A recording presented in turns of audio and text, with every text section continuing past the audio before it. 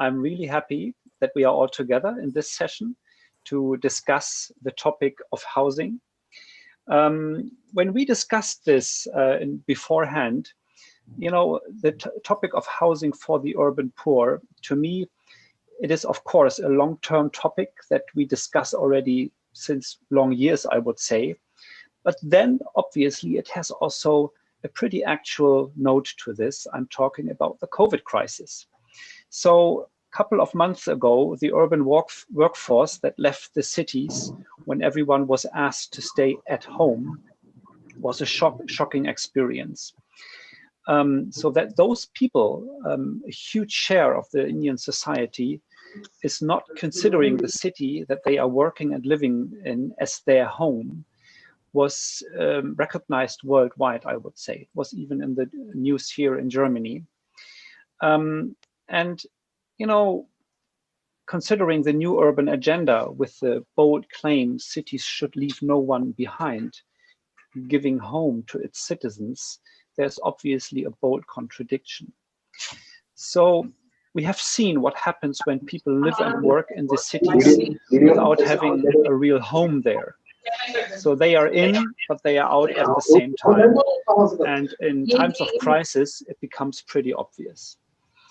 And I would like, allow me please to add that this problem is not a unique problem for India. We have similar discussions on a different scale and under different, you know, in a different way. Also in Germany, that cities become simply too expensive for you know, a big share of the society, and cities are therefore no longer inclusive. They exclude big parts of society, and it's obviously a challenge worldwide to ensure that everyone is able to have its home in the city. So it is about affordable and adequate housing, about better opportunities, better rules. Although, you know, looking from outside, I was wondering yesterday in an internal discussion, obviously there are rules to, you know, for example, to register your lease contracts. And there are, you know, it is possible to rent a home in India in an urban setup. So is it just an enforcement issue that this is not done? Of course not. The answer is no, as the devil is in the details. And I understand that this lab specifically, you know, discusses these internal details of the processes. So we are focusing on the supply side. We have public supply, the formal private supply, and the informally operating private. We have to recognize and understand the local economy, and we would like to foster the discussion among the experts with this platform. Of course, we have two concepts of housing, providing housing for the urban population, which is ownership versus rent. And the focus in this discussion is very often skewed as it's only considering ownership as a possibility. But rent is very often the more common mode on the ground. So how do we include the private economy to become more formal? How do we trigger the private economy to really pitch in, to offer more? And how do we create also incentives for the private economy to be an important player in this?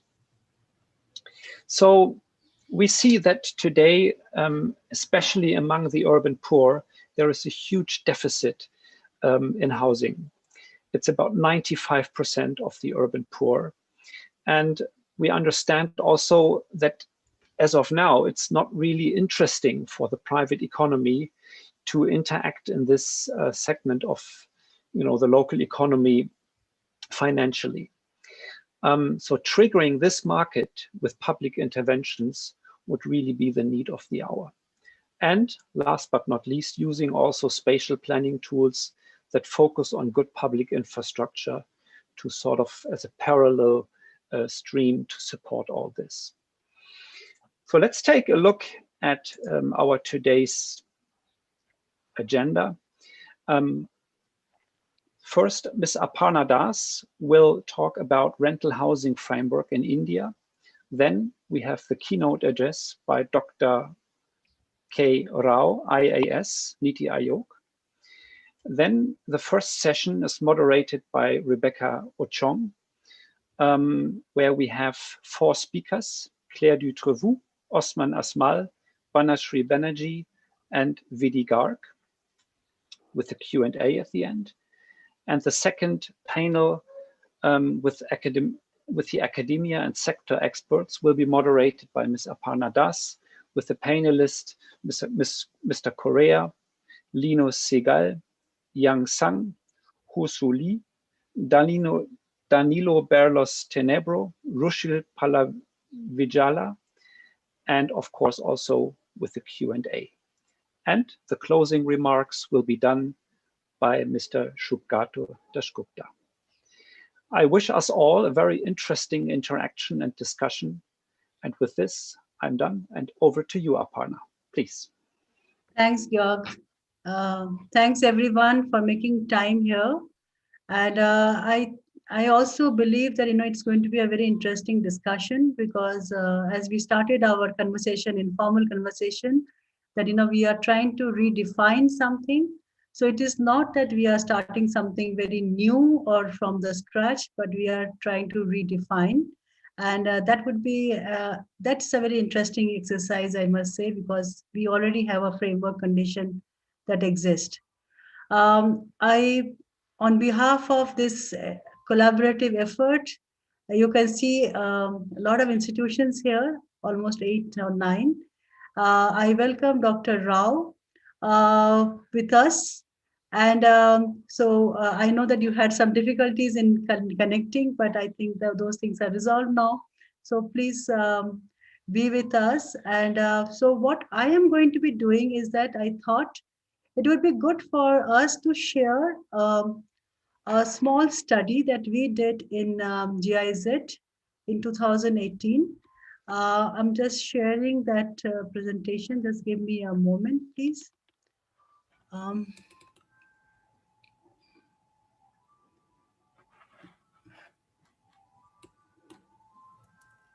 I would browse through it very quickly. This is a study that we did under one of our project called Inclusive Cities Partnership Program. And this has been a a work done by me, Arpan, Anandita, and many others who are not there right now. But so this is again a group work. I am having the privilege of presenting it. We can't see the presentation. You have to reshare the presentation. We see the folder. Oh, okay. So what I do the stop sharing and then go to that presentation and share again. Just 1 second. Sorry. Is it coming now? Yeah. Perfect. Okay, I'm just trying to put it into the presentation mode. Just let me know if it works. Does it work? Yes, yes. Okay.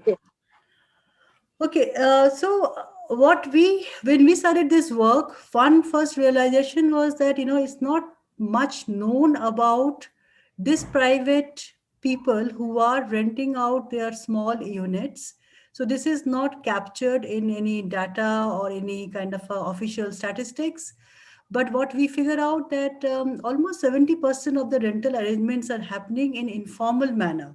So the bulk is supplied by this informal operators who are operating in a small way. So they don't make a building block as such, but they rent out a part of their house, small room, and that's the way they operate. So it's difficult to capture them, but they are one of the major suppliers of affordable rental housing for the poor.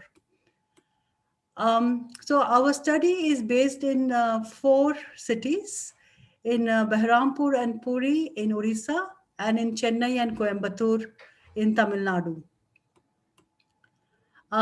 This is just a basic profile of these 4 cities, and you can see that the cities can be as big as Chennai and as small as Puri.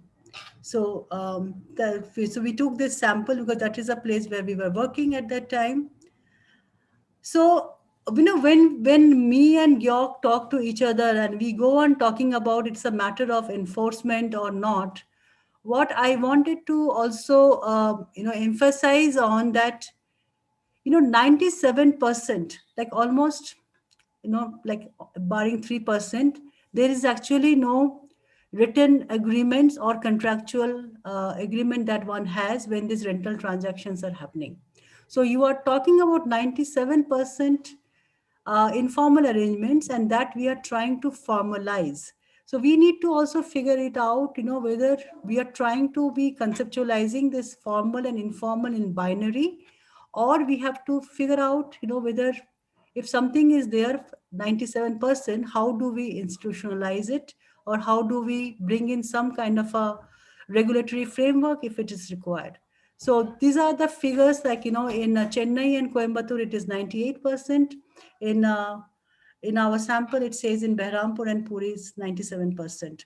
And if you go into the details of, that 3%, how much is notarized and how much is not notarized, is also again, I don't, this doesn't really matter as such.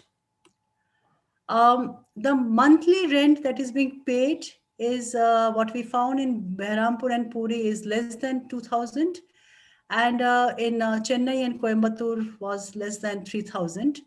So that's the kind of a rent that they are operating on. That's the kind of a market that we are talking about.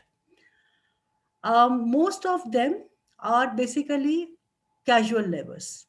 And what we saw during the pandemic, this exodus of people who are walking back to their own hometowns, are basically not so much anchored with the city as such. It is a job place for them. And I think that is what is this 68% of Behrampur people being in the rent are casual laborers. I think there is a link there, and I think that we need to also further firm up that who are the people who are living on renters, and what kind of a job that they do. Um, I think this is also another thing that we figure it out, that what kind of market are we talking about. We are talking about people who are paying, say, less than 2,000 and less than 3,000. But these are the people who are also living in 150 square feet or 15 square meters in Behrampur and Puri, and less than around 30 square meters in uh, Chennai and Coimbatore. And they are living on one room set, and that one room set may not be also conforming to the national building codes. The room may not be fulfilling all the criterias of the habitable room. So I think there is a bit of a work that needs to be done on this. We always thought about this, when we were doing it, the study, one of the idea was to also meet the universal access to basic services. That's a goal. Now, what we figure it out that in Behrampur, in Puri, actually, like Puri had a better slum infrastructure, but Behrampur had only 60% um, people having access to toilet. And I think this is another part that until unless we take care of the toilet facilities of renters, I think the universal access to the services cannot be met. And the similar is for the water supply. And if you see that in Chennai, it is only 1% of people who have access to piped water supply, which is quite alarming. Um, this is also another thing that how expensive our cities are, that even when you are paying around 6,000 rupees as a rent, you are not really having a surety that you would have an access to piped water, household level, and also the access to the toilet. So it is not assuring you. uh, Especially, like, in Orissa, we were really kind of, it was quite a revelation that even after paying 4,000, you are not having an access to the toilet. And there's another side of the story is that people were actually paying 4,000 rupees for a toilet, but they were not having access to the toilet. can look into a bit more deep into it. When we did the study in Puri and Behrampur, we actually didn't look at the supply side. We were more obsessed with the demand side. But when we learned it, and when we did it in the Chennai and Coimbatore, what we found is that the landlord is equally poor often, who is supplying this supply, like this housing units. So that's what it is, like in Chennai, you find more landlords staying with the tenants, like they are within the same premises, whereas maybe in Coimbatore, it is not the same. So I think there has to be a lot of work done on who are the people who are supplying for it. I think that is a gap that we need to fill in through research and through more knowledge sharing on that. What we find that the affordable rental housing complexes is a fantastic opportunity. It has two potential things that we can do it. One is that we can redefine and bring in more private players, and not only restrict to the people who are only operating in the formal, but others also bring in into the ambit of it, and give them encouragement so that they can keep on supplying for this particular sector, with some regulations, with some construction quality. So that would be one big achievement that we can do. And the second thing that we can do is that we can link this up with the spatial planning tools and use zoning rules to declare certain areas where this kind of supply can be sustained, can be encouraged. I think spatial planning paradigm and the rental housing are right now in India are two different tracks. They are not intersecting anywhere, and it's possible for us to create some synergies there. So this is what we thought I would suggest, that could be possible for us to take it forward, is to recognize that there is a potential in this local market, and how do we encourage that market. And then second is to connect with sanitation or the in-situ services, so that we are not doing this thing in isolation. And also we would see it in our discussions and in our presentations. It is possible to bring in some technologies to figure out how do we innovate in this. So with this, I stop here my presentation, and I would welcome Dr. Rao for his keynote address. So I would like to, call him on. I'm not able to see your. Yeah, let me just stop it here. Yeah.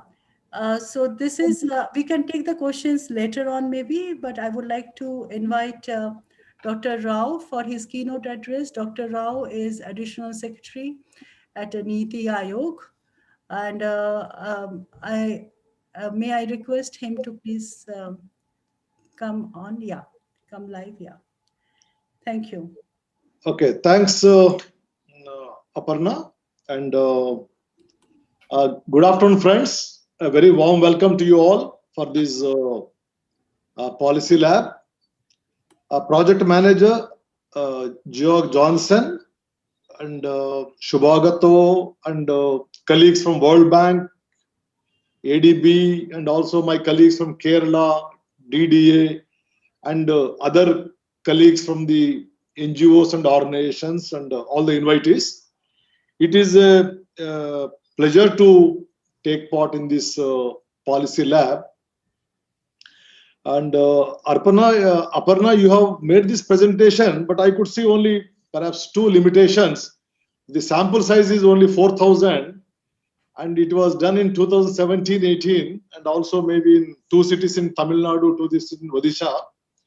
Perhaps maybe 2021 situation and scenario is little different in the various urban. So I suggest that maybe one more study may be launched with a little bigger sample, so that those findings, those feedbacks can also would be useful for the policy inputs to the ministry and also to the Niti Aayog.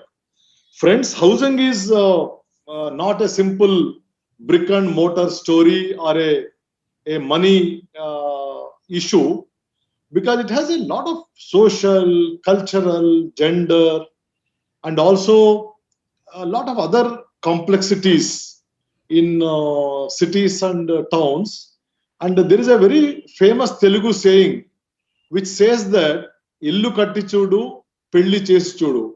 It says that one gets complete experience, a lifetime experience, when one constructs a house or performs a marriage. That gives a lot of an opportunity for a family, for an individual to understand how complex or how challenging is to construct a house in urban and rural areas.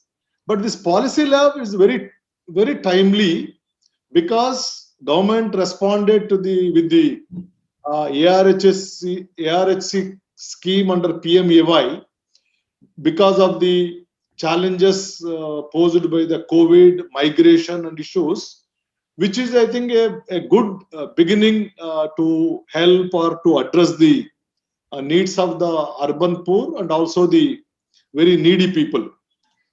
So AHRC now at this present focus on the repurposing the vacant houses and also encouraging the private entities to engage in the supply of such properties, which is a very, very revolutionary and a very big and a new beginning, because we all have been in the urban sector for last 15-20 years. So it is a very, very impressive beginning. And there is an opportunity, there is a possibility to widen the scheme, to deepen the implementation catalogs, implementation stakeholders, and the methodologies. So basically, we are all aware that there is a local rental markets. There are local private individuals who mostly dominate this, and there are a lot of informal understandings among these people, and there are no institutional or regulated what you call the grievance redressal mechanisms in this sector.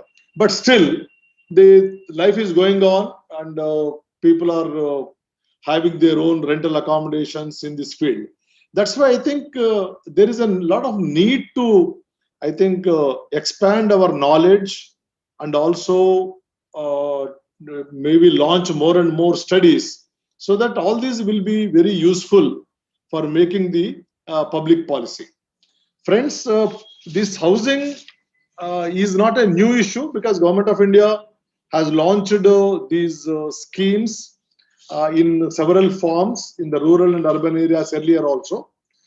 But because the government has realized that housing and economic growth are closely interrelated, because it boosts the primary sector, manufacturing sector, and also takes care of the most important need of our workforce. So the housing policies traditionally are perhaps advantageous to the ownership oriented, because not much care was done towards the people who are renting it out. And also these segments where mostly one-room tenements are there, which the study also reveals the challenges of accessing the urban basic services and also other facilities, is I think, challenge which perhaps is being addressed with the PMAY, Amrut, and also the smart cities approach. So it is a very multi-pronged approach of the Government of India, and this year and next year are very critical in perhaps strengthening these approaches of the Government of India. Because this Atmanirbhar Bharat, particularly where the focus is on the migrant workers, so this rental housing initiative of the Ministry of Urban Affairs perhaps will be picked up, perhaps where the private sector will play a very dominant role or very important role. And there is a reverse migration also now, and that is what the study and statistics revealed. More than 100 districts, there is a reverse migration from urban areas to the rural areas. So perhaps these rental housing needs will catch up, maybe in the rural areas also, if the situation continues. And there is also a draft model tenancy act also, which is being attempted by the Mahua, and which can be also being adopted by the respective state governments. So there are many factors associated with these informal rental housing, dealing with the access to livelihoods, costs of living, costs of traveling, social networks, and also the access to the land, tenures, and finance also.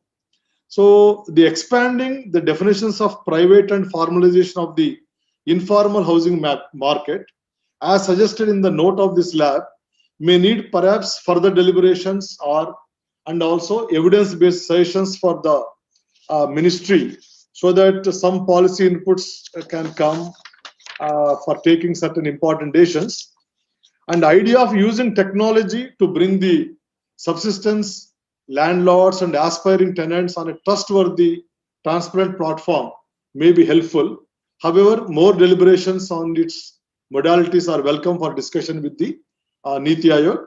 We also welcome any suggestions that can help the startups, which are very potential in the sector, to contribute towards better housing and also better services in India.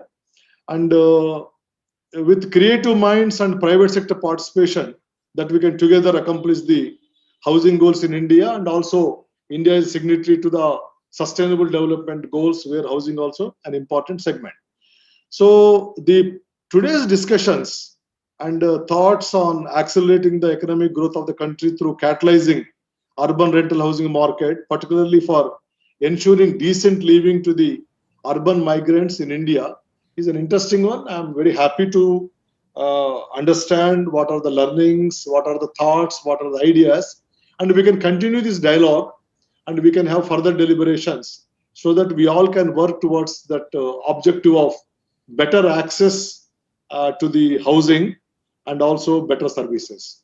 I thank the organizers, GIZ and other colleagues for giving this opportunity, and I'm sure that these deliberations will be very useful and very purposeful also. Thanks. Thank you very much. Yeah, thank you. Thanks for your encouragement.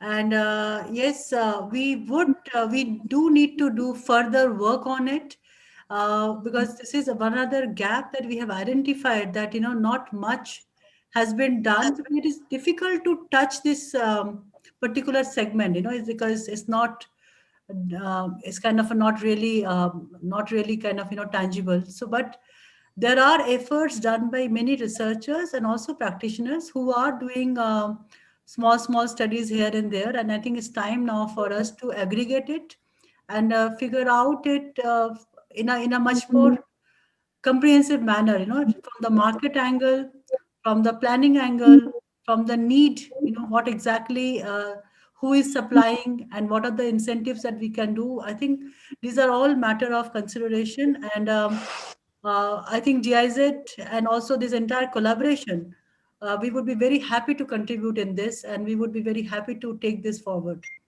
With this note, I really thank you, and I would be like, I think we request you to be at least see few presentations, and we would have loved to be, if you would have been part of this panel discussion, but I know that your time is very limited. With this request, I would then hand it over to Rebecca Ochung, who is from Habitat for Humanity. Rebecca, would you please take over the further proceedings? Yeah, thank you very much, Aparna. Thank you. And good morning, good evening, good afternoon, everyone from wherever you're joining from. And thank you for the introduction, Aparna. Just a brief introduction. My name is Rebecca Ochung. I'm Senior Manager Operations at Habitat for Humanity. And it's a pleasure for me to join this session today. And I will be moderating this next session, where we will be looking at international experiences from Jordan, from South Africa, and from India as well, and as well as Colombia.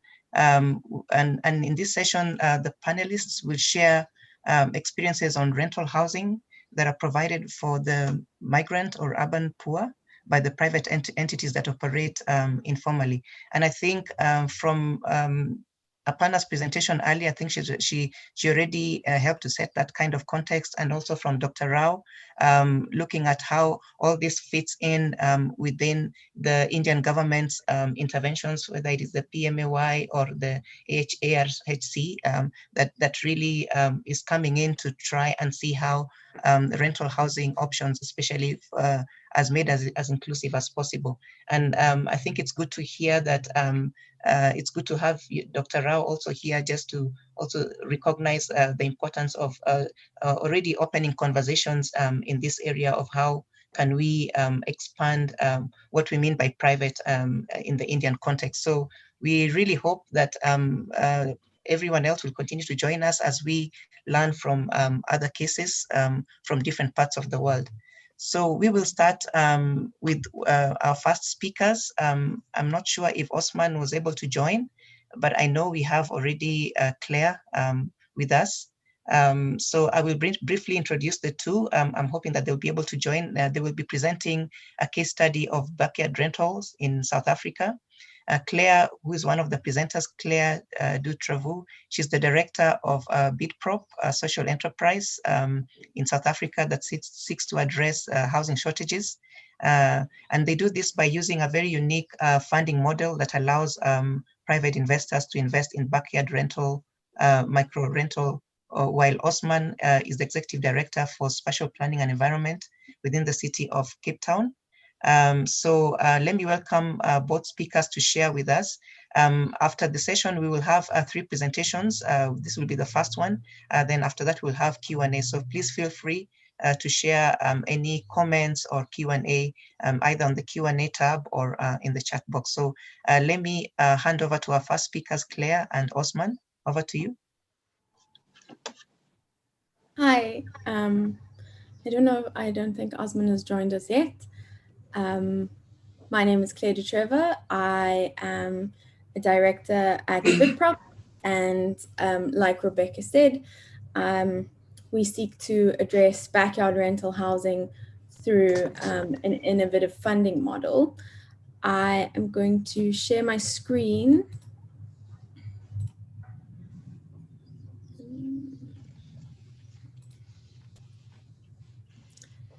Can everybody see that and hear me? Yes, yes, Claire. Yes.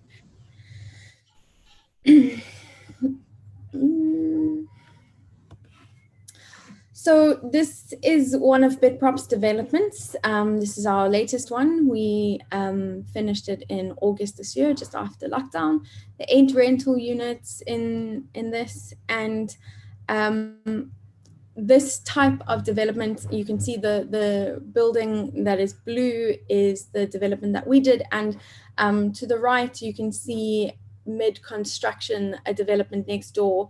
And so this backyard renting phenomenon is something that academics and urban specialists have been tracking since about 2011, and it was around 2015, 2016 that the formalization of these backyard rental developments really took off and have become incredibly popular in South Africa's peri-urban townships. Just to give you so a little bit more of an introduction. So BidProp, through innovation, new technology, and systems thinking, we are creating wealth and improving the income for the urban poor by enabling investment into micro-property development at a macro scale. So just to give you a little bit of a background about South Africa, after apartheid, which was a government implemented forced separation of racial groups in South Africa through spatial interventions, after the fall of apartheid in 1994, the new democratic government worked towards providing houses for everyone earning less than 3,500 rand, which is approximately 175,000 rupees or $235 US. And this house was just a 40 square meter house on a freestanding piece of land. But because these houses, and over the last 20 years, the government, or 24 years, the government has developed nearly 4 million of these houses. But because these houses were given for free to beneficiaries earning such a small amount or sometimes had no income at all, what homeowners started to do to access additional income was to add on backyard rental accommodation. And backyard rental accommodation is not new in South Africa. We've seen it for many, many years. But what we're really starting to see now is like an aggregation in the spectrum of backyard properties. So right at the one end of the spectrum, you have an informal dwelling similar to what you will find in an informal settlement or a slum, made with temporary materials, no water, or like a illegal electrical connection from the main house. And what we're seeing more and more is now people developing formal backyard rental accommodation with permanent materials, but often without building plans. And what BidProp is aiming to do is to capitalize on the on the amount of rental that you can get for a formal dwelling with building plans, which also ensures that the tenant has a quality product, a safe product in terms of all the national building regulations, fire regulations, and such. And in this one photograph, you can see that spectrum quite clearly. So on the right-hand side, you see our development that we have done as BidProp with the blue building.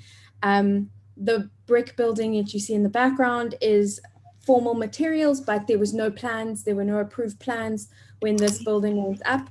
And on the left-hand side, you see a backyard dwelling, which is made out of temporary materials and won't have any plans at all. So really just kind of showing you also just giving you an idea of the spatial fabric and the urban fabric of these areas. Also the gray house that you can see and the purple house are the state subsidized houses, and you can see the open space behind the gray house that most state subsidized houses have area around them to develop and leverage for some form of additional income in some way. So how BidProp works is we have a micro property development fund, which investors can invest into.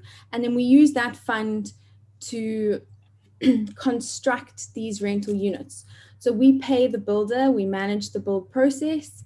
And once the unit is complete, the unit is handed over to the homeowner. The homeowner has to manage the rent, and the rent is paid directly to BidProp, and then BidProp pays rental, like a small portion of that to the homeowner. So we pay for everything up front, and then we share the rental income, the total rental income with the homeowner for a period of 8 years until we've recouped our initial capital investment, a small profit, and we take overheads, operating overheads over time. So we identify a homeowner, we have a homeowner process, our application form where anyone with a property can send us their details and we'll assess if their property is viable. We do a homeowner training, like a preliminary homeowner training process whereby we assess if the homeowner is entrepreneurial, if they are ready to have tenants, if they have the necessary skills to manage tenants, because like you saw in that initial picture, you go from being a single family on a large plot of land to now having to share your space quite intimately with 8 to 16 other people. Once we've approved the homeowner, we then begin the regulatory approval process whereby we submit plans to government for planning approval. Then we find and manage a contractor to build the units, ensuring that the units are built to all the national building regulation standards. Once the units are finished, we assist the homeowner to get tenants by helping them advertise through social media platforms or whatever way necessary we need to. And then we manage the cash flow So the tenants pay us directly, and then we pay the homeowner out. We also keep a portion for insurance, a portion in a maintenance fund, and we keep aside a bad debt allowance in case there is an empty room or a tenant doesn't pay. We then are trying to broker deals with local banks and financial institutions, and I'll explain a little bit more in detail later why, but we then sell on this investment to a home loan provider as a traditional home loan, so that we can recycle our capital much faster, and we're able to continue to build at scale. So in that way, Bidprop will be reimbursed, and essentially the homeowner will settle with us. And the rental sharing agreement then continues with the financial institution, and we will stay on as an intermediary and manage that rental income for the financial institution. So how we are different to other models, our affordability, we don't assess homeowners based on their current income revenue like a typical financial institution would. We look at the property and how many rental units we can build on the property, and because we are certain that we will be guaranteed rental income. We provide professional services, and by doing this, by basing it on the amount of rental units, we're able to offer homeowners much larger sort of development finance than a typical financial institution who would just look at like the household income would be able to. What we're seeing a lot of in the market is other products that are aimed at backyard rental accommodation, but are just basing the affordability on an income. So what's happening is a household is able to access a small amount of money and build maybe 1 or 2 rooms. And once they start generating an income from those rooms, they're able to access another lump sum of money and put on more rooms. And this incremental bit by bit by bit is great in many ways, but it's also lowering the standard of build and the quality of build. We provide professional services and we manage the construction process. Again, a lot of the institutions that are offering bond or mortgage type loans are disbursing these loans based on milestones, but there's no actual quality control being done on what's being built or how it's being built. These other institutions are not able to offer their clients architectural or engineering services, and that is also affecting the overall quality, the spatial quality more than anything of the rental units that's going up. Which then in turn has an impact on the spatial quality of the urban area in its as a whole. And then finally, we also provide professional services. Oh, sorry, that's a repeat. Where did that? What that one's meant to say is that we provide tenant management services and entrepreneurship skills. So we help the homeowner over time learn what it means to become a entrepreneurial property manager, how they should set aside portions of the rental every month to either save up for another property or improve their property in ways like adding security features or free Wi-Fi for their tenants, etc., etc. And so what our model really aims to do is have impact at a number of scales, not just for the homeowner. Obviously, we're trying to provide or trying to enable the homeowner to have a sustainable pension asset. So once we are completely paid up within the 8 years and we step away, this income is supposed to be seen as a sustainable pension for the homeowner over time. The small enterprises that we partner with as construction partners, we're able to help them expand their operations and for them to grow their teams and their businesses through scaling our business. The tenants are able to have access to healthy living spaces at an affordable rental. So we don't put our rentals higher than any of the market-related rental prices, but we ensure that our units are of better quality than the market is providing at the moment. The architect is able to provide impact through designing better quality living spaces, and the neighborhood is impacted through the provision of better quality spaces, which improves the overall property value of that property, but the neighborhood as a whole. Some of the major barriers to entry and why. So backyard development has been done, as I said earlier, since the state housing was provided, but we've definitely seen an increase since about 2011 and a sharp increase since 2015, 2016. Through pieces of research that we did prior to establishing BitProp, we really wanted to understand why people weren't building if they had the property. A number of reasons were related to titling of the property, which I won't go into too much detail about in this presentation, but otherwise there was a general lack of access to architectural services, a lack of being able to, if they were able to start building, to be able to correctly manage the contracting process and negotiate with a builder to ensure like the correct quality of the build.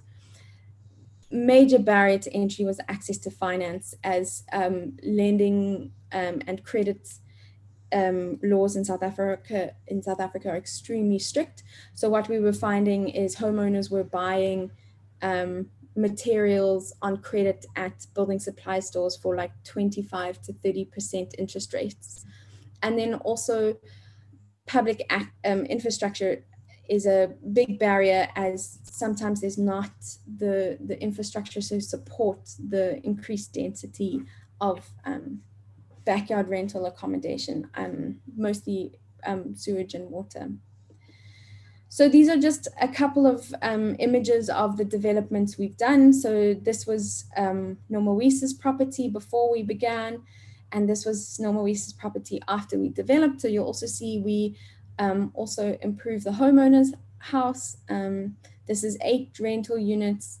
Each rental unit is about 25 square meters with a ensuite bathroom and a kitchen sink.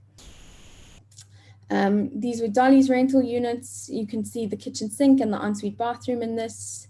They all, like I say, are approved design, so they have the minimum requirements for livable or habitable spaces.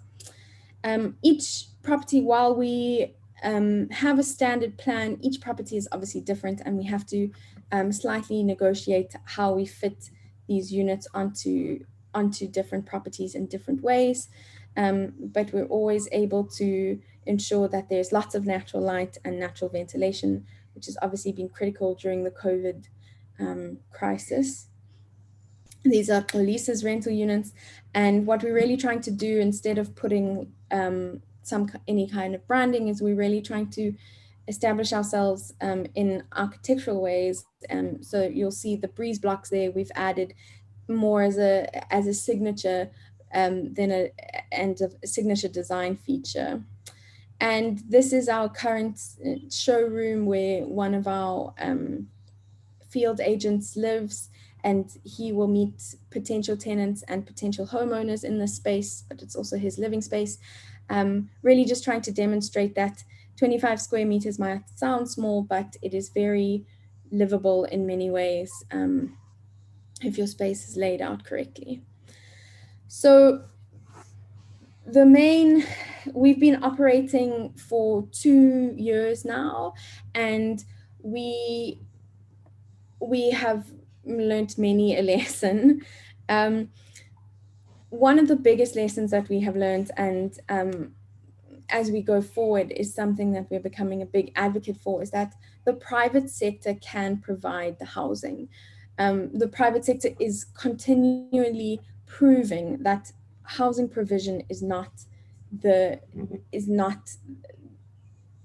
thing that people need help with. every day there are new developers who are able to design and develop rental accommodation well, and there are new financial services providers who are coming up with innovative financial products. What we really need is these critical partnerships with government to be able to identify precincts where rental housing or rental market demands are increasing, and focus on how those precincts might need rezoning or additional bulk infrastructure or additional social amenities, be it parks, creches, or healthcare services to support the growing rental population as well as the homeowner population. So that's what we're working really hard at the moment, is establishing those partnerships with government. The city of Cape Town is incredibly forward thinking in that way, and you'll hear from Osman Asmal in a bit after me. But this precinct-based approach is crucial if we are going to enable the development of sustainable neighborhoods rather than just an increased density of dormitory neighborhoods. And that's me. Thank you very much for this opportunity, and I look forward to answering your questions in the panel. Thank you very much. Thank you very much, Claire, for that very insightful presentation. I think, yeah, very unique model that you've shared there, how you are working with private investors to invest in rental units. And I really like the kind of support that you're giving in terms of how you assess, you know, the kind of people, the kind of landlords that you would invest in, and looking more at you know, the future process. So I think in terms of, you know, you're able to have a longer vision and maybe support them with that.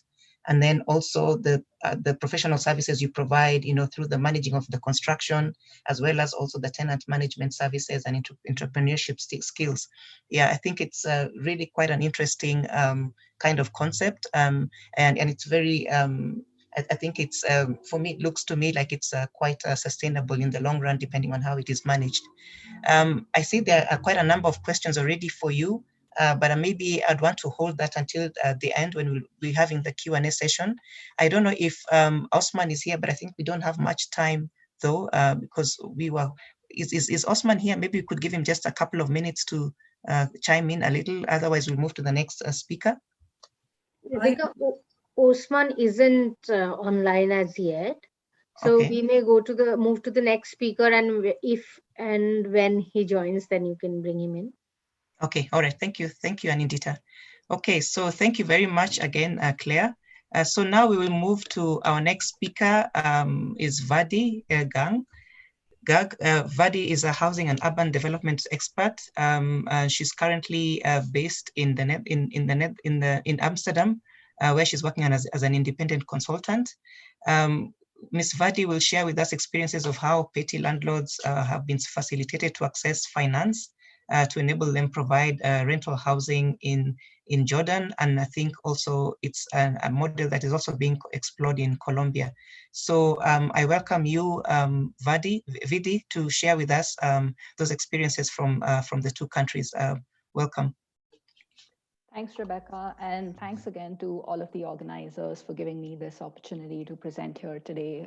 It's very exciting to hear all of these discussions around rental housing in India, and I'm very curious to see what comes as a result of these policy labs that you have been organizing over the last few months. So as I think you can see my screen, right? Yes, great. Can see it very well.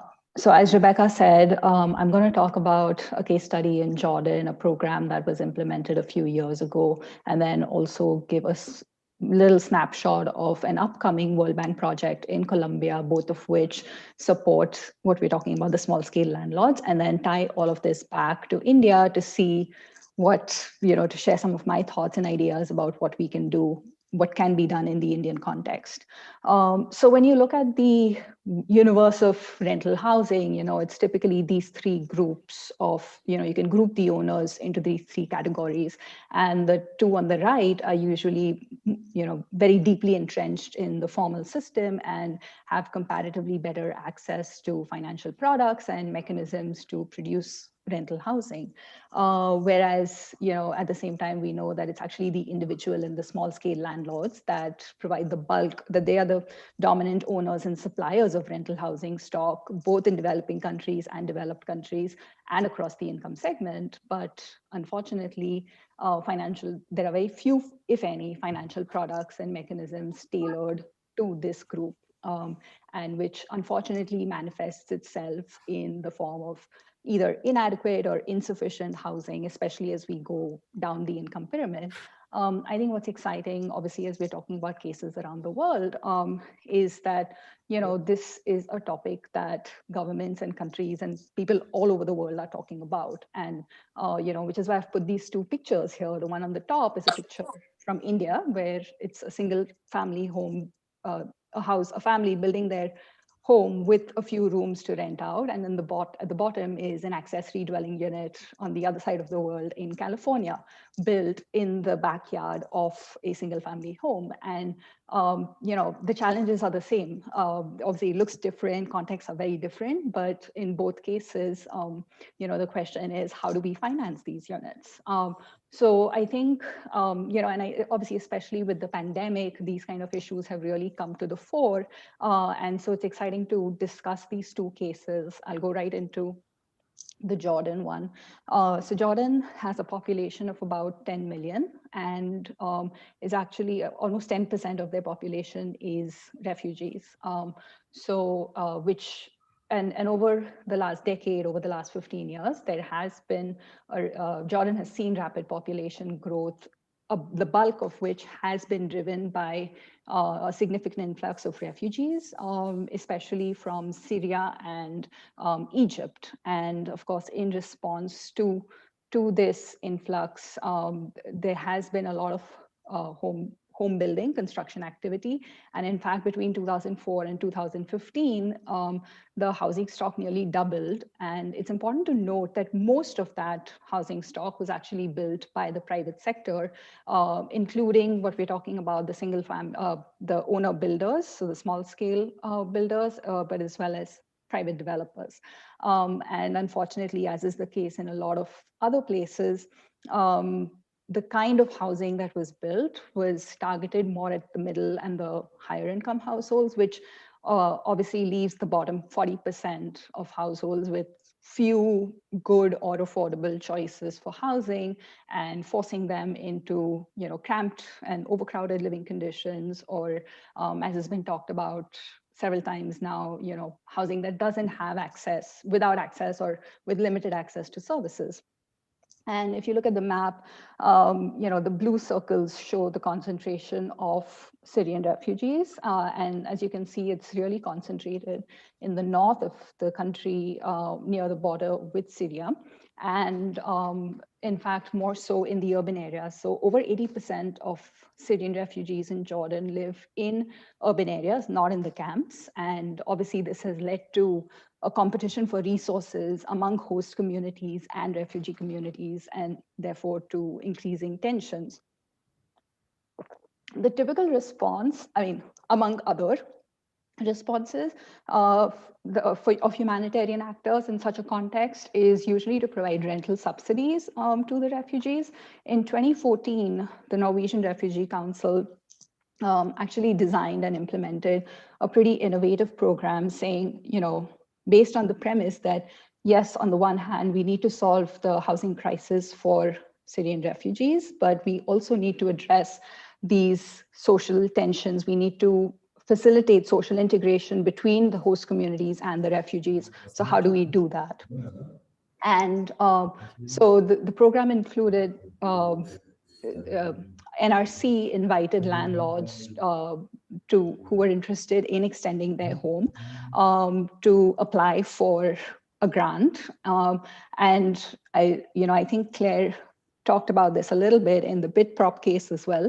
NRC, obviously there was a vetting of these landlords and their properties. So looking at the physical condition of the property, looking at the location of the properties, etc., before they decided that the landlords could go through and were eligible for this financing.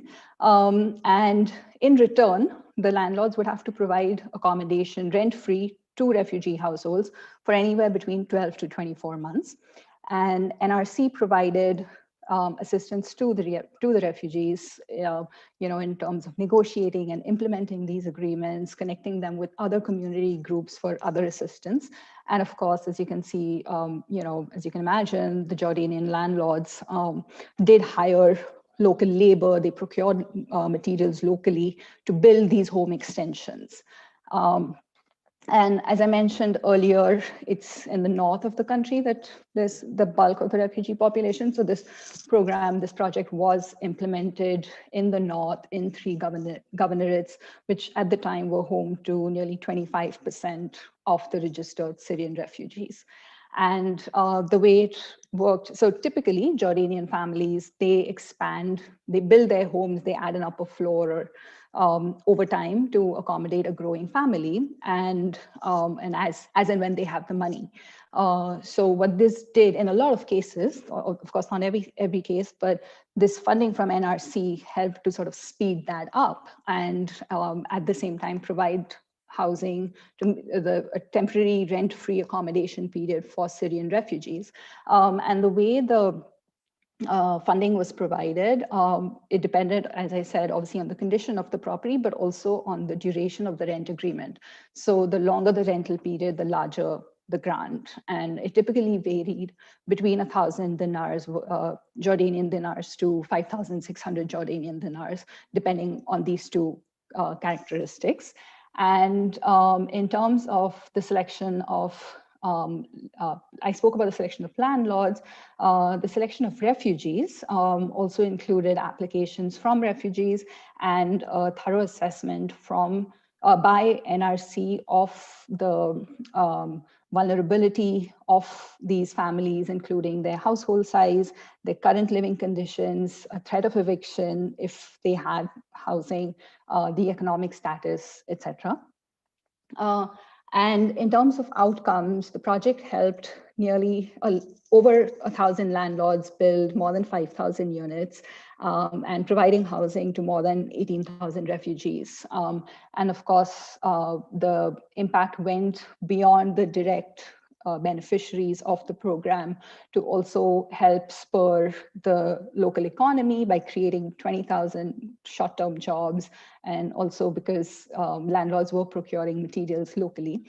As I had mentioned earlier, a lot of the housing stock built in the private sector doesn't respond to demand. That was another important feature of this program, was to look at what was the demand in terms of the size and characteristics of housing, both for the refugee families, but also for the Jordanian families, because this housing, so what happened after the program, after that rent-free period, is of course, landlords and refugees, if they could negotiate an agreement to continue the contract, then they did so in some cases, but in a lot of cases, it just went back into, it went back to the household and they used it either for their own use or rented it out in the private market. So, the size and they're typically large families. And so these units really responded to that need, to that demand. And overall, this program helped about 8 to 10% of Syrian refugees. And of course, there's a long way to go. And one of the recommendations of the program, in fact, was to have large scale and sustained impact. It's important that development actors and the government, they need to work together and build on existing public programs, but also to include private sector stakeholders, especially, for instance, microfinance institutions or other financial institutions that are already active in the space of home loans and home improvement loans. And I think that also relates a little bit to what Claire was talking about. In the second case, in the Colombia project, so Colombia is the government of Colombia. Vidi, just a few minutes. Sorry to interrupt you a bit, just 3 more minutes only. Okay, all right, sure, I'll be quick. I'll be quick. So the government of Colombia has been pretty active and forward-thinking in the housing space over the years. Currently, the government's focus is more on reducing the qualitative deficit, and the approach is that obviously you need to think about the housing, the quality of the home itself, but it's also about neighborhood upgrading and access to urban infrastructure and facilities and opportunities. And much like the Jordan case, one of the stressors in the housing sector in Colombia is migration from Venezuela. In recent years, nearly 90% of the Venezuelan migrants in Colombia are renters. And the World Bank has been working with the government of Colombia on their existing programs and to help them address this qualitative housing deficit, both for vulnerable Colombian households, but also for migrant Venezuelan households. So this, like I said, this program is upcoming, likely to be implemented next year. And the beauty of it is that it builds on the existing policies and existing programs. And while adding with an added dimension of, let's look at the migrant situation, let's look at the current the pandemic, the fallout from the pandemic, and how do we address it? So it does include home improvement subsidies, which is the largest component of the project, but also, like I said, financing neighborhood upgrading interventions. So whether it's parks and green spaces or health centers, cultural centers, all of those things.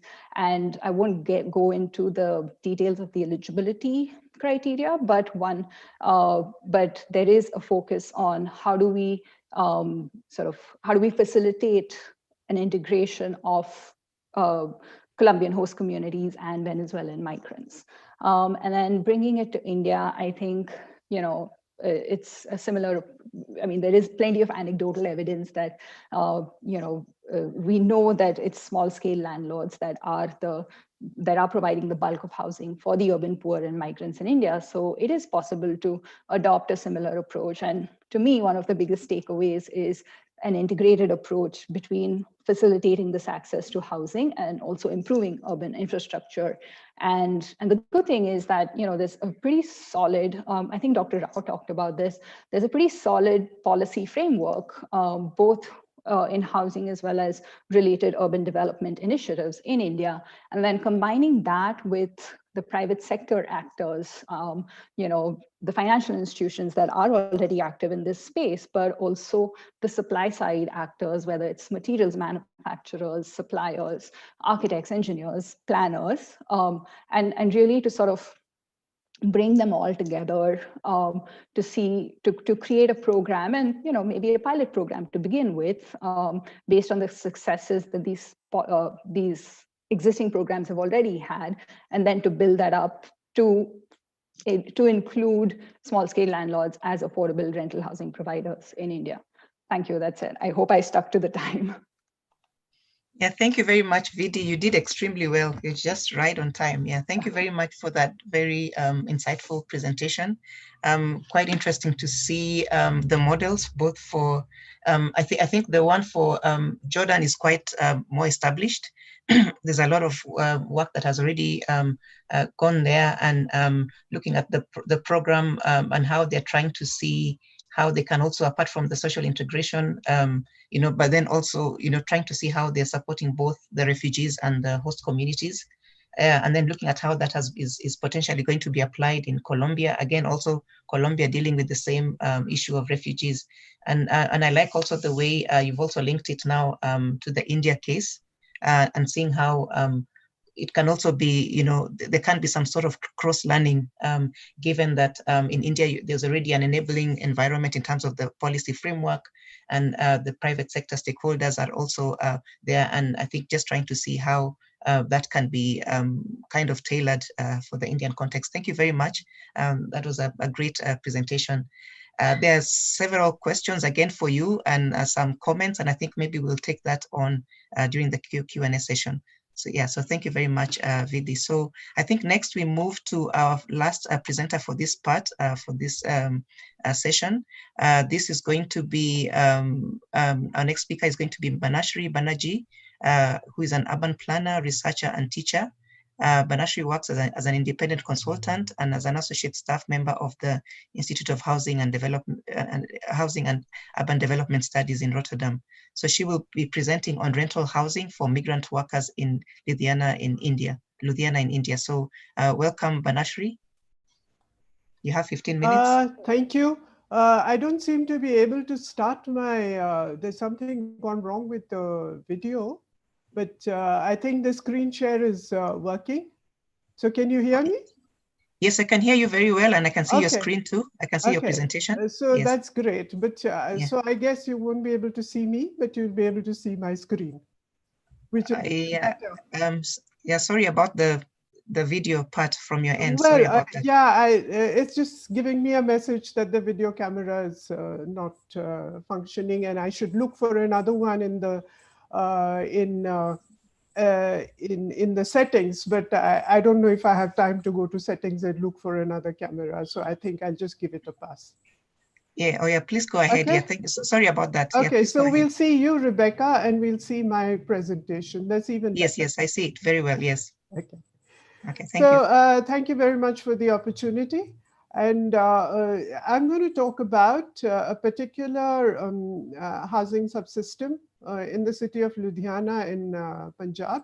And it is particularly for its rental housing for migrant workers. And I think here, I first started doing work on it in 2014, and then followed it up in 17 and 18. In 2014, when I started work on it, there was also work going on the slum-free plan of action being prepared by Cure and Renu Khosla and her team and myself. We did quite a lot of promotion of this kind of housing with the state government and with the municipality, because there was hardly any recognition of this housing, though it's pretty large scale. So that's where it comes from. And fair enough, Dr. Rajeshwar Rao, he mentioned that whatever was done before 2020 is outdated, and we need to do that study all over again. So what I've been doing is that kind of following up on the telephone with the contacts in Ludhiana, which is, and to ask them what's going on with the Veras there after this whole crisis of migrants leaving and the lockdown and so on. So this is a background. Now this, in this presentation, yes, it's about the Veras, which accommodate more than 200,000 migrant workers in Ludhiana. And in this presentation, what I'm going to explore is how this particular submarket works in the context of the city's economy, its governance, and its land and housing setting. But then also, I'm going to be looking at the livelihood strategies of migrant workers, which is the demand side. And then finally raise issues around supporting rental housing for the poor through policy and practice. So first, if we look at the context, we see that Ludhiana has faced a huge amount of population growth, as you can see. In 1951, it had a population of 150,000 people. And now it has gone to a city of something like, right now, it would be 1.8 million. And it's faced a lot of rapid growth because it is an industrial center. And these industries, which started way back in the 1930s, were really large and medium-sized formal, informal industries started coming in, basically from the 1970s, I would say. So that is the period when the city really grew very fast. And then more recently, in the last decade, we see that the construction sector has taken on with a lot of luxury housing, with shopping malls, and also with large-scale government infrastructure coming in. Now, there are about more than 350,000 migrant workers, and most of them are from the two states of Uttar Pradesh and Bihar. And they're employed as industrial and construction laborers, and then they also have they work as rickshaw pullers and vendors and hawkers and so on. Yeah. The other thing is there's been very little formal housing for low-income groups. Yeah. And another thing to note is that 52% of the city area, according to the studies of the master plan, they consist of unplanned growth. And when the master plan came into operation in 1991, much of the city had already grown. Informal rental housing, which we are talking about in these vedas, they're occupied by migrants, and they make up 13% of the housing stock of the whole city. And this 69% is the formal housing stock, and the rest is informal in the form of unauthorized colonies or illegal subdivisions, the slums, as well as the informal renters. Now, this is again the context. You see that it's, you know, these figures, the number of Vedas, about 850. Population, you know, it's again fluid.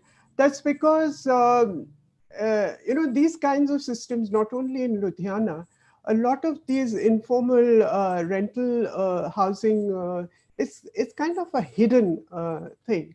As Aparna had also mentioned earlier, that it's very difficult to find out about them. Though here in the case of Ludhiana, it's informal, but it is an organized activity and pretty large scale. But still, there's not much of information about it, and this is all you know, the kind of field workers in the municipality who have these estimates of you know, people living in over there, and also the trade unions. Now, these Vedas are mostly, you see, these are these eggs that you see are really where the industries have developed in the city over the years. There are also scattered all over, but these are the large industrial zones. And then the red things that you see are the slums and the Vedas, which are pretty close to the industries. And they developed, and what happened is that once these industrial estates came up, the surrounding areas, which had earlier been farms and fields, they got informally converted into habitation. And most of them are located in that kind of zone. Yeah? And this housing typology, the Veda as we're talking about, it's basically rooms built around a courtyard. And it originated in the state of Punjab, particularly there. You have it all over the world, this kind of typology. But in Punjab, it was basically to house farm labor. And then later on, it got adapted for urban.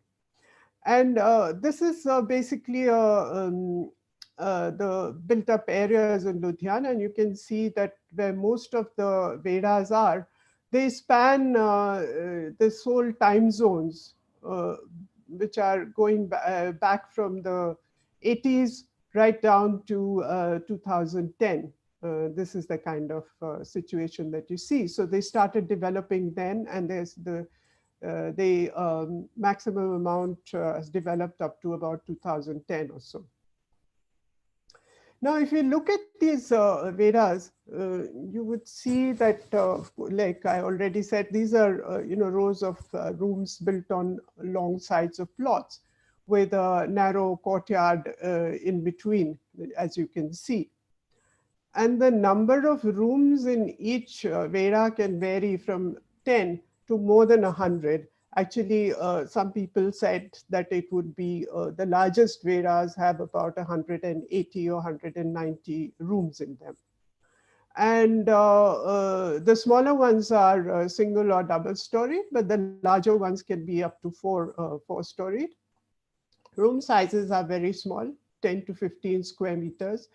They are by no means conforming to any kind of standards, but that's, and especially when you see the occupancy, You have 4 to 6, male workers who stay in shifts. They work in industry, and then somebody's there sleeping there in the daytime, and somebody else comes and sleeps at night. And then you have this occupancy by families. The rents are between 1,500 to 2,500 per month, so pretty low. But then that's for a very small room, and shared services, which are in the courtyard or at the end of the upper corridors. And here, it's particularly distressing to see that the number of persons per latrine is 12 to 35 persons use one latrine. So that's the kind of provision we're talking about. And the issues obviously are overcrowding, poor ventilation, insufficient services, and then also drinking water contamination, which happens because of large amount of waterlogging in the larger area, and also overflow of sewage, which mixes with the drinking water. So who are the people who are living and renting in these? So let's go to the owners first. If you look at the right-hand side, the owners are actually the owners. They own the land. And some of them, they own several Vedas, and manage, the small Vedas are managed by the landowners themselves. But then for the larger Vedas, or the landlords who have many of these Vedas, they employ managers. And I couldn't meet them, but then I was told during the focus group discussions that some of these Veda owners are big persons, and their names were not disclosed. So there's, sort of more to be found out there. But then some are the small guys, they own shops in that area, they're pretty accessible and all that. But it's also important that they consider, the bhaiyas, or people who come from that area of Bihar and UP, as they're known colloquially in Punjab as trouble-free tenants. And these by the land owners. And the landowners particularly have good relations with the police to manage all this. How do they find the renters? Well, there are several ways. The renters actually come through their own networks to particular Vedas, or when there are labor contractors who bring them as labor to industries or to for construction. And these labor contractors have also links with the owners who bring the renters. Now, the renters, typically they earn between 8,000, 20,000. The average is 11,000. They complain of poor services, but don't want to raise the rent. And many of them, they go to back to their village, or they go to rural Punjab during the harvest season. So they occupy these Vedas in a very flexible way. But they like to come back to the same neighborhood, if not to the same Veda. There are these welfare associations of people from those regions. There are also trade unions for industrial workers.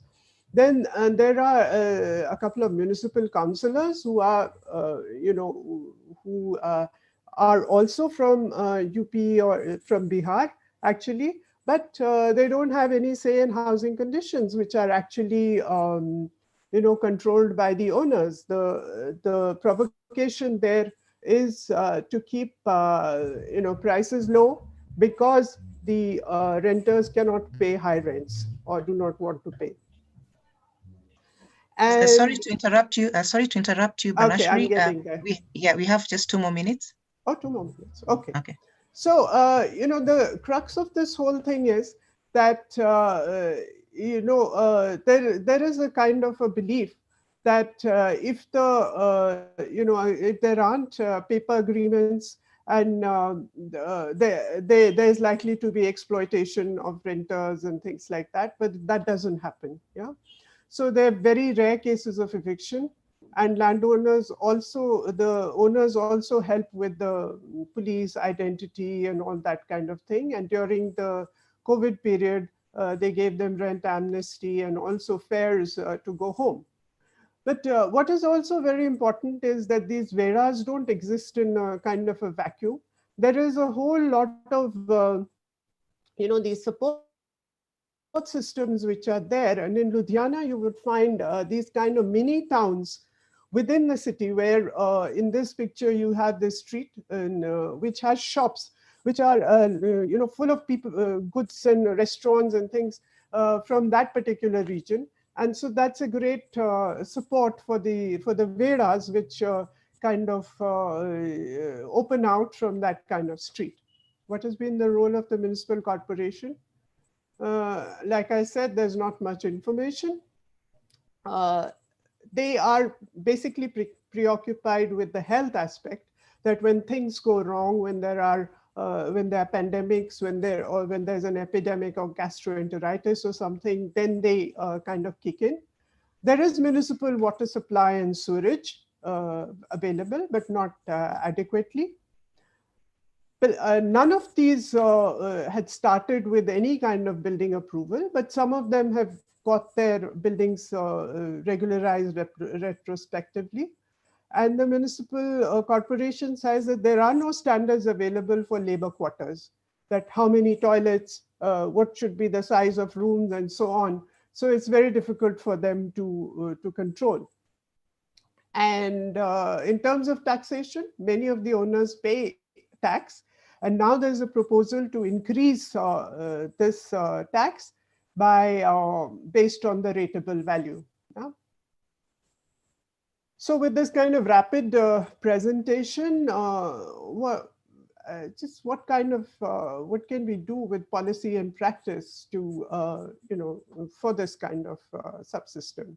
So I say it's a three-pronged strategy, which earlier Aparna had also alluded to, that we first of all need to recognize, and in this kind of case, you accept the reality of the large-scale supply and recognize it as a valid subsystem in policy. Then the second thing is to support, consider support to owners. They own the property with loans like the previous speakers had been discussing. Then explore, private sector partnerships or, the CSR funding for water and sanitation, because it affects workers' health. And so industry should be able to come in with some kind of support. Then also look at, access to adequate services as part of the universal access policy of the Swachh Bharat mission. This also Aparna had talked about.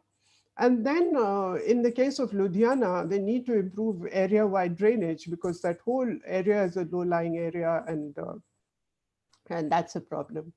The third prong of the strategy is to regulate. Yeah? Define building bylaws and service standards appropriate for the veras in the city and the state, which is not there at the moment, and encourage owners to build, to get building permission and to ensure compliance.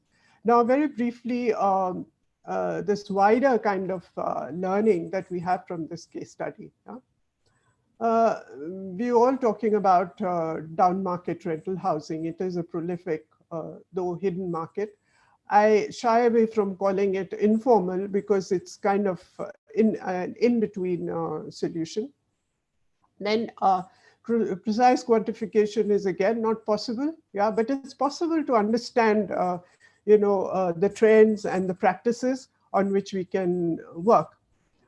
And the dynamics of supply and demand are specific to each city, yeah.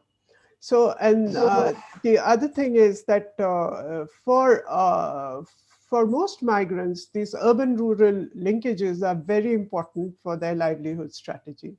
So I think that it is of vital importance for whenever we're talking about policy and practice for rental housing for the urban poor, to keep these kinds of things in mind and then go ahead with that, especially with, tailor-making solutions for conditions of a particular city.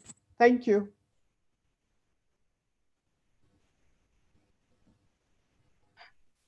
Thank you very much, Banashri.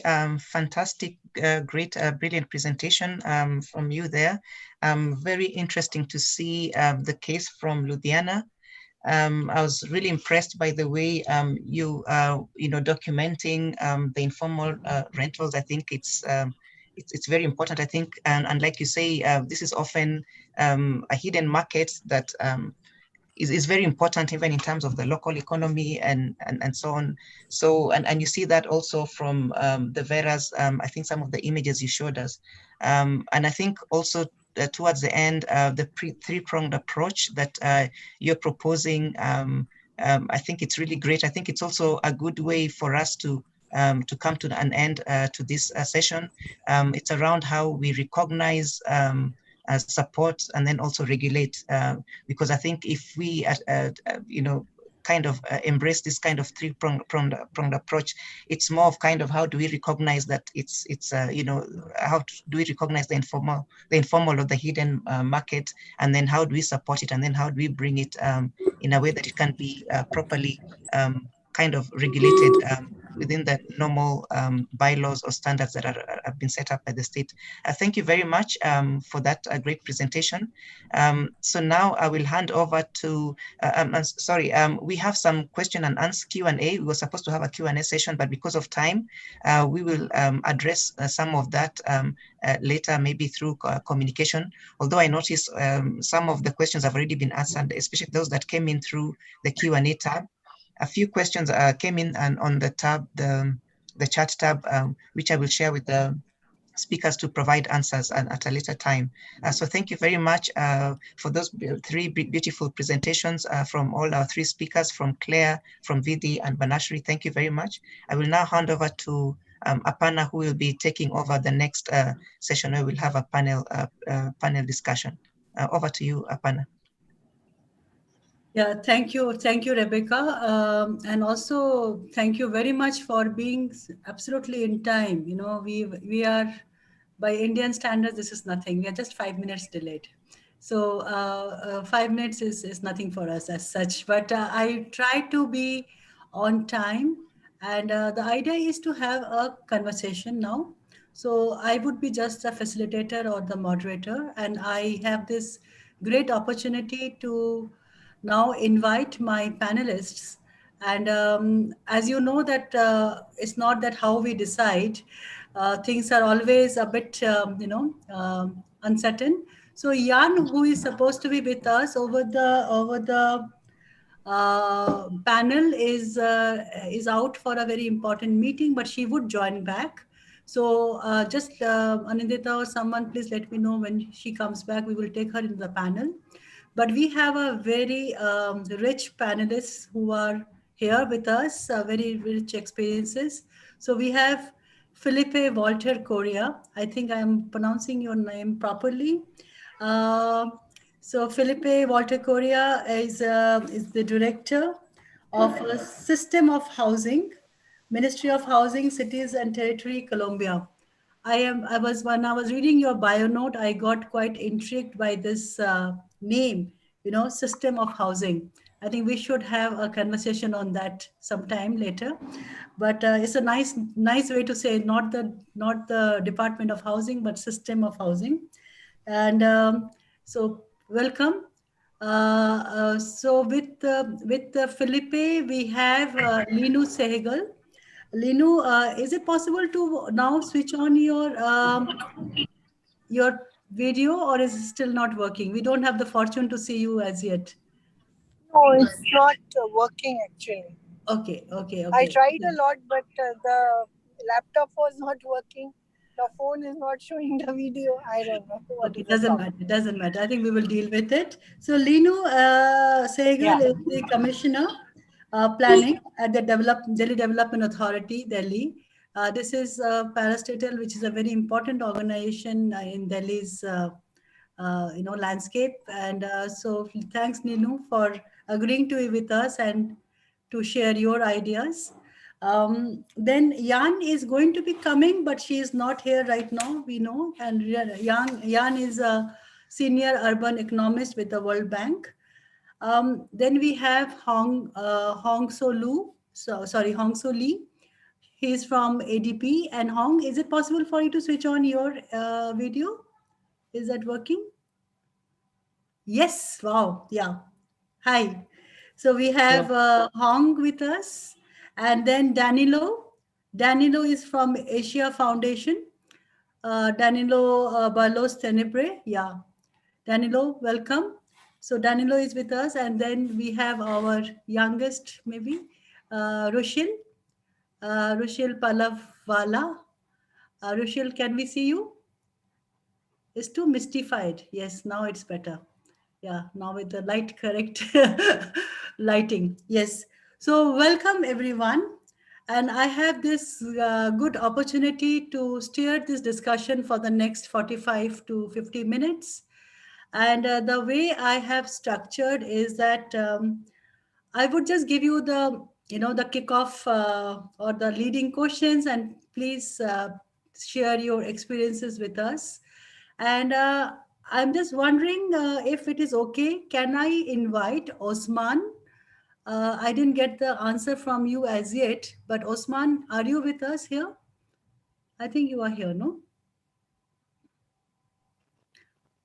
Yes, Osman? we see Osman. Osman, you'll have to unmute yourself. And if you can also put the video on.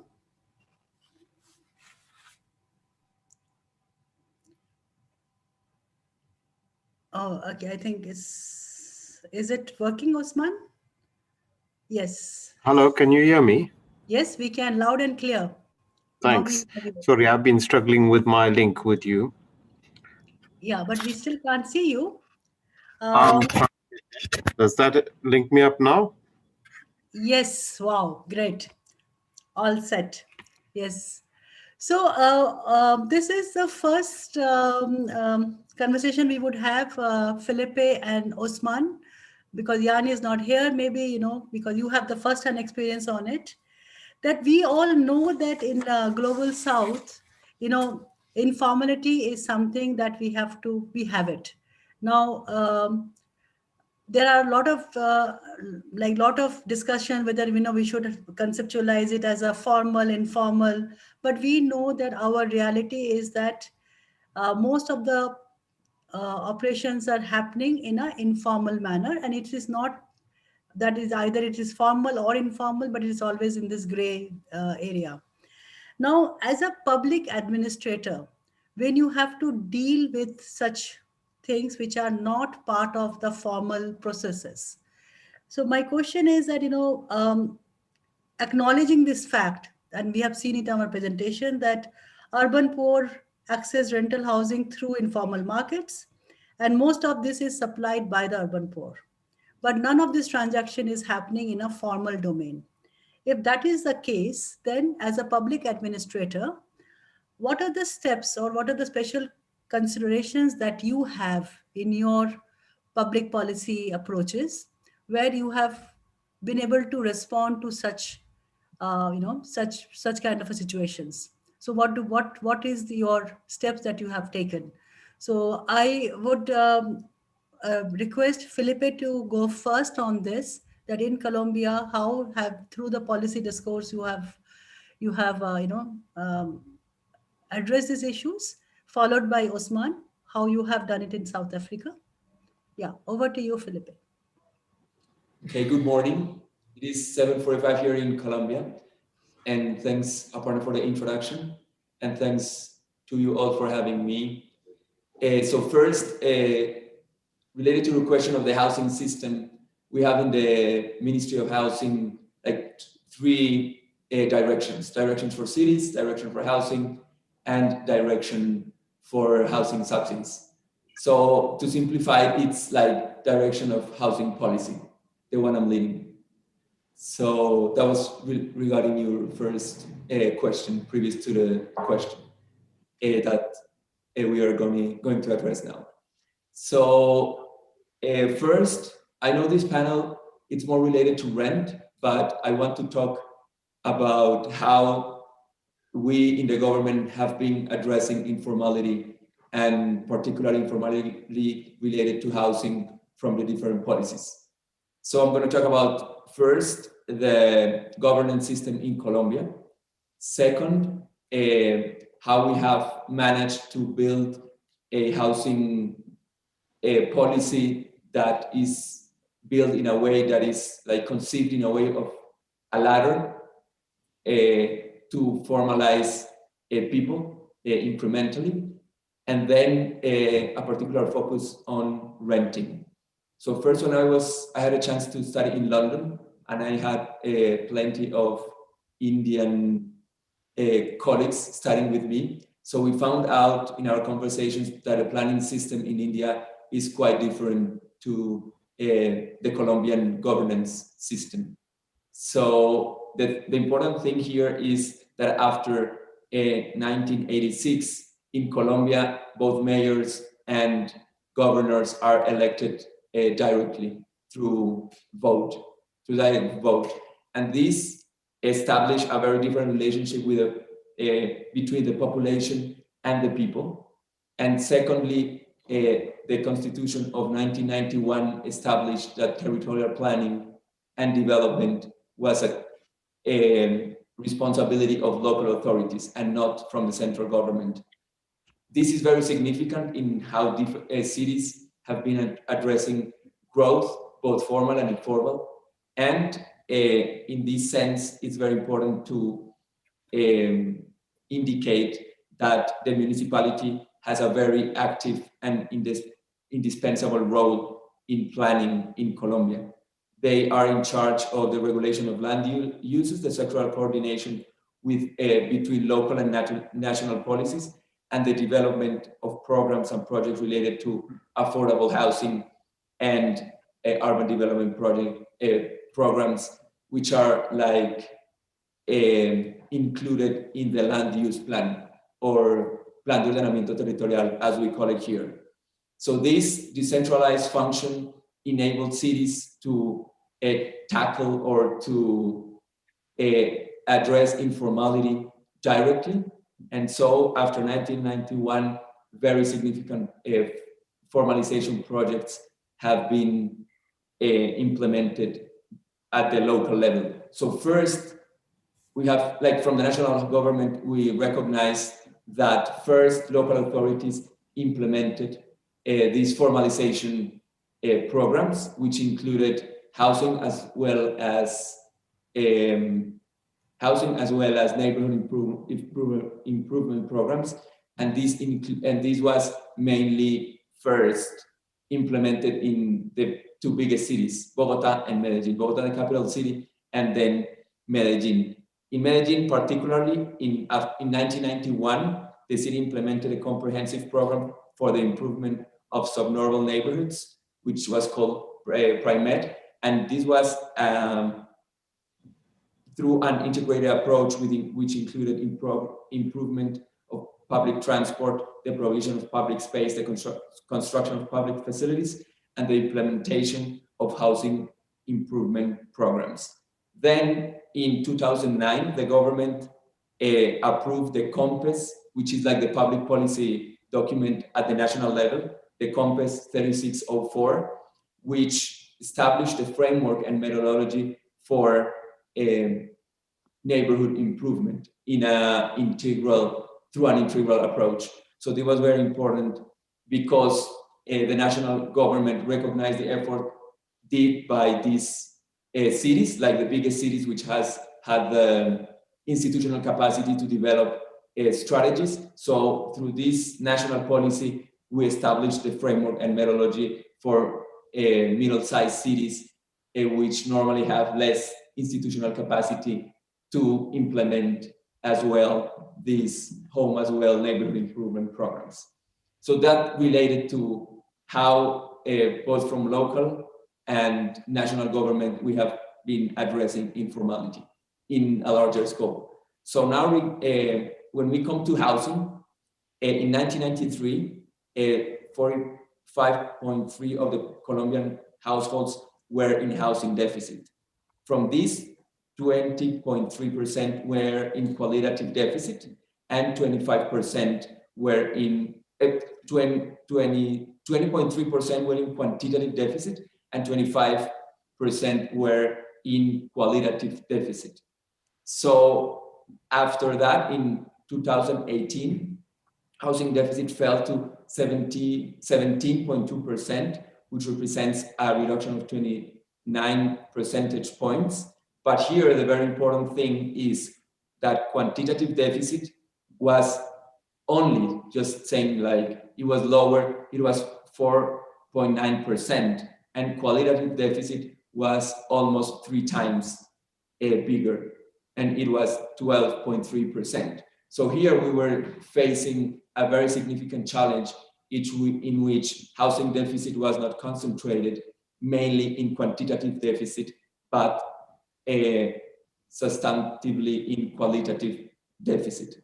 So why this? The government for many years was focused on acquisition, on how to provide housing to people, but then we had aside a qualitative deficit, which was concentrated mainly in informal settlements. That's why we thought our housing policy, when this government began, we started thinking of the housing programs and the housing policy entirely as a ladder and as a way of formalizing people step by step. So the first step is our program Casa Digna, Vida Digna, which is focused in housing and neighborhood improvement programs. Housing improvement comprises first titling, which for us is the first step towards formalization of the household, because after you acquire your title, the ownership of the land and of the house, you're able to start upgrading and improving your house. So the first step is titling. The second one is the access to public services. The third component is home improvement itself, like the characteristics of the home, toilets, floors, the kitchen, and then the structural components of the house.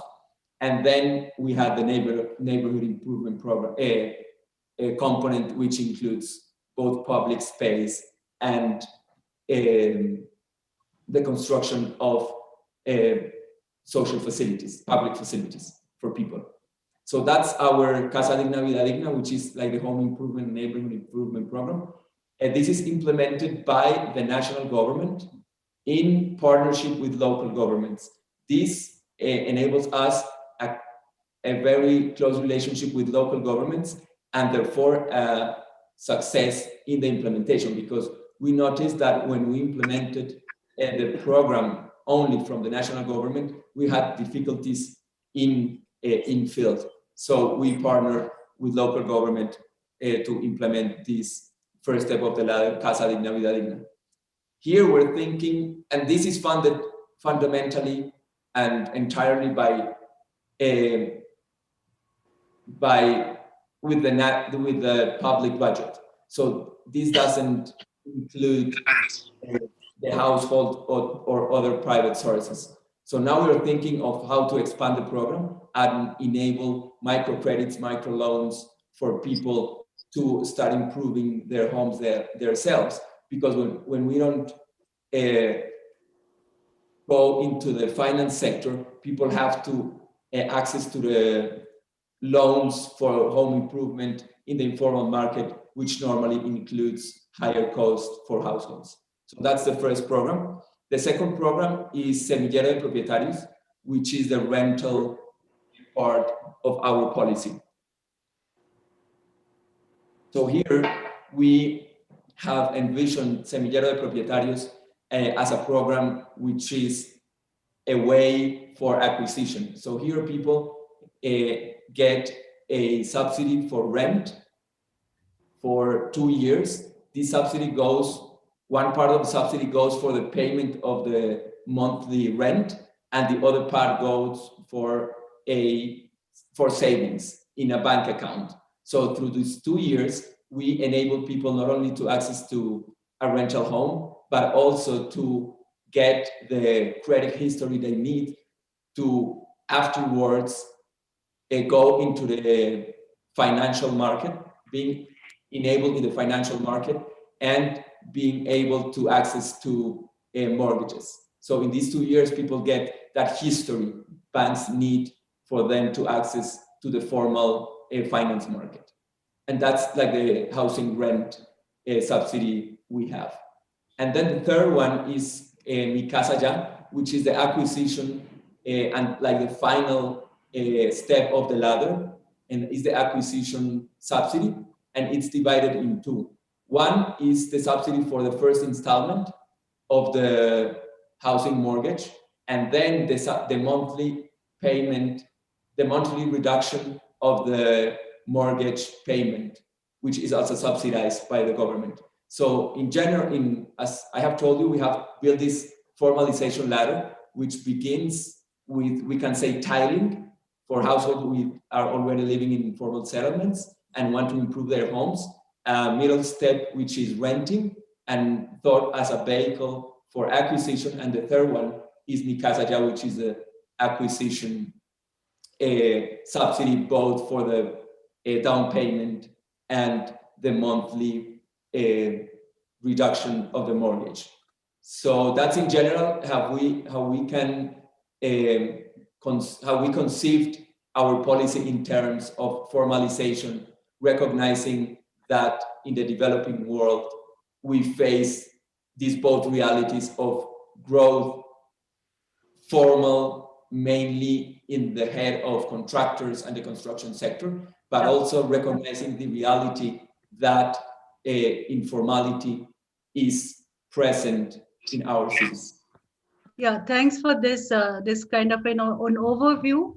What I understand from here is that there is still this debate going on that we have to formalize the informal. So that's the reason this ladder is there, and the discussion is also around the title, that you have to have the title, because only through the title then you can get formalized and you can access the credits.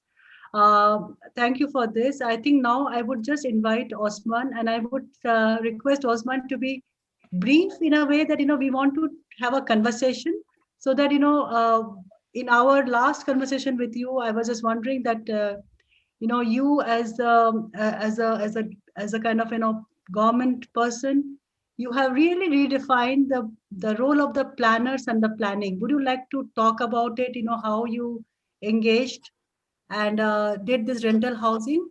So I'm just wondering, Osman, would you talk about that part of the role that you did? Thank you. I think perhaps let me just outline and sketch that in 2019, Cape Town's housing shortage stood at something like 365,000 unit shortage. And informality is a significant portion of Cape Town. And it's something that has grown over the last 25, 26 years post-democracy. So thanks for the opportunity to share some of our thinking and some of our processes. I think what we've seen is in areas where people have security of tenure and site access to property, if we as a local authority or local government play a more proactive role than just a regulatory role. So if we choose just to play the regulatory role and stand by and watch the market, we're actually not as influential and facilitative as we can be. And the last 10 years has been quite a successful story in one of our biggest townships in Cape Town and one of our poor areas called Khayelitsha, with youth unemployment, for example, in that area over 50%. I think what we've seen there is where people have security of tenure, and we as a planning authority play a facilitative role, not just sitting back, but engaging with the landowners, engaging with people, saying to them, here are options of plans, come in and get your building plans approved. We've seen almost a 50% submission of building plans coming in. And over that time, the interesting thing is not just submission of building plans, but people have gone beyond just building their own house. They've gone to starting to set up rental units themselves. So in a sense, it's become a successful local economic development activity for many people. In fact, there's something like 35 to 40,000 of these small units that have gone up, and that complements the housing supply that government or other groups would have come in to provide. I think a lot of it has been through very proactive planning officials that are based in our planning offices in that area. They go out, the building inspectors go out. We don't start from the basis of a very strong regulatory approach, but a advocacy, support, communication, engaging. There are times when we have to get into regulatory, for example, after talking to people and working through when people then sort of build across building lines, those types of things, we have to step in. But the key here is to get people to voluntarily come in and take up the opportunities that are available. Previously, we would wait and get our building plans come to submit it to our offices, whereas this way it's actively going out, partnering with the different stakeholders, whether it's the individual house owner, whether it's non-profit organizations, whether it's small companies, bigger private or profit-driven organizations, etc.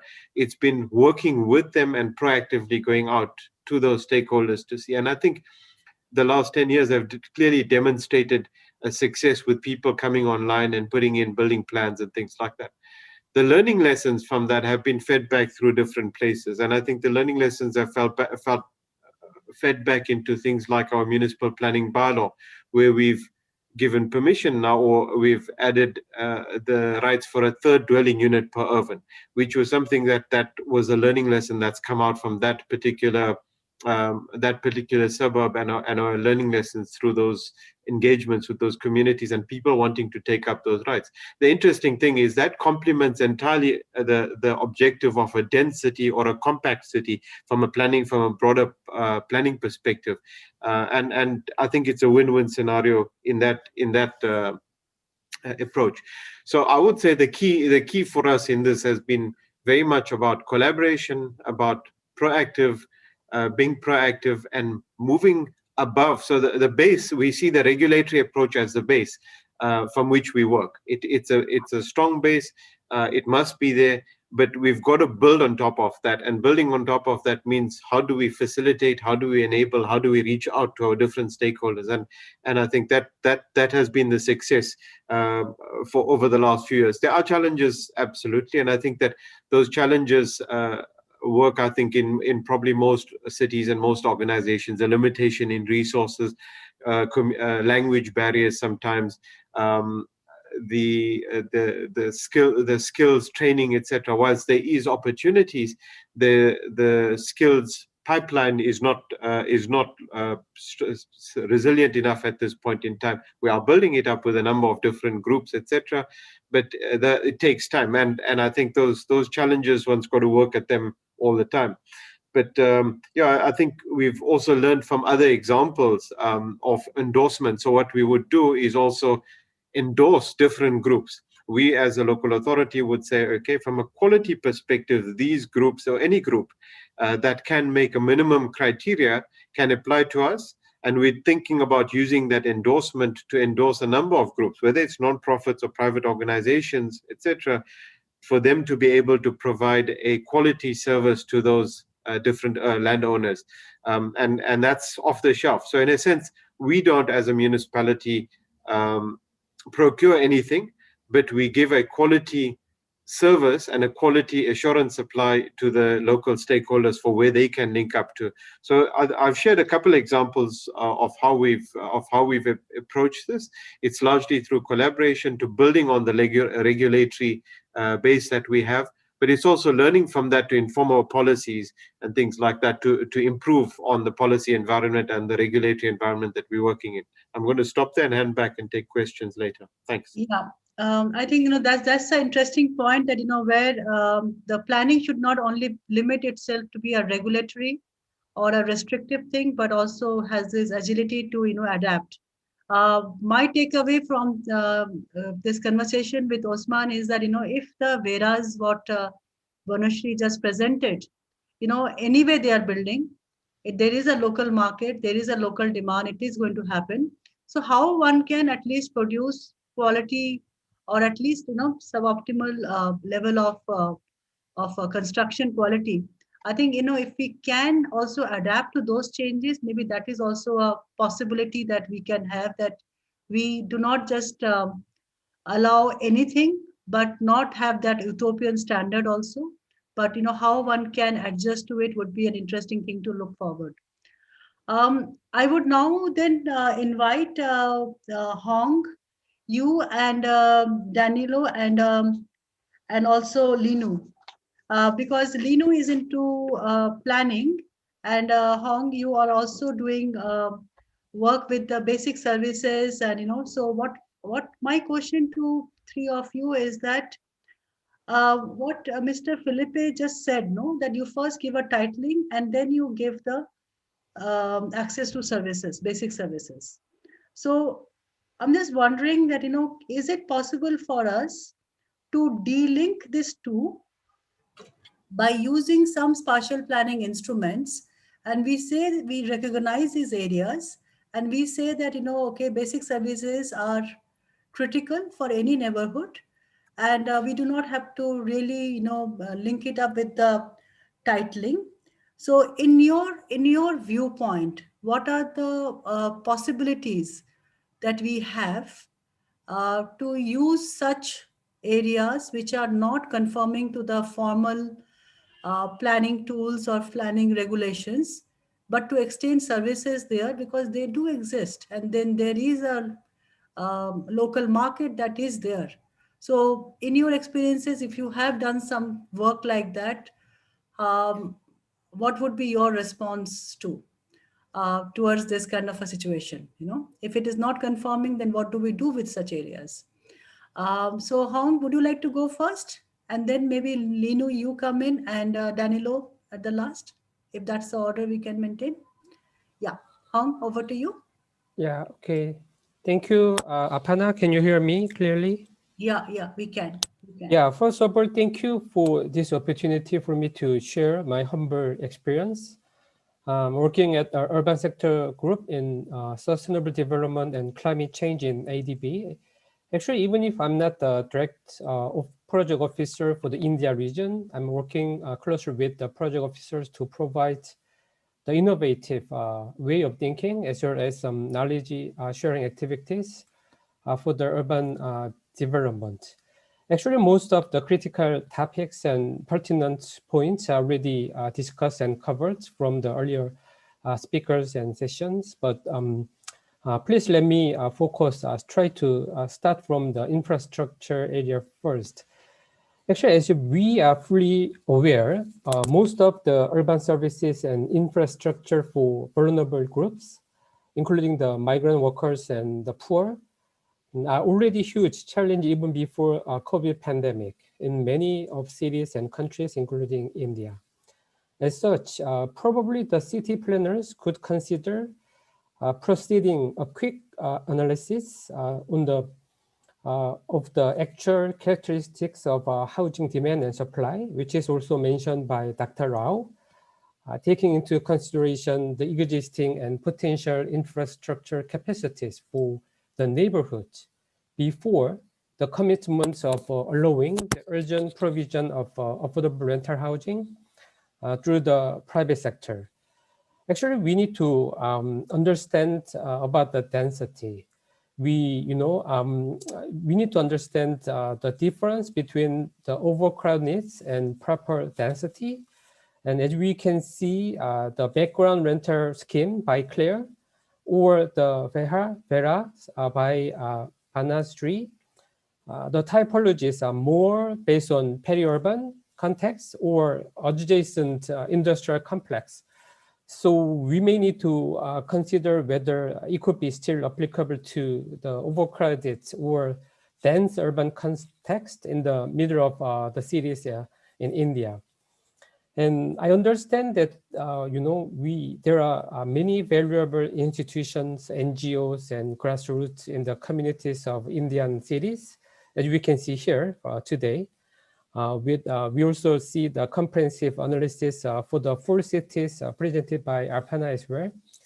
So I would like to suggest the planners could work with the NGOs and institutions for more detailed analysis, which could support the partial zoning or the land use planning of the neighborhoods for the affordable rental housing.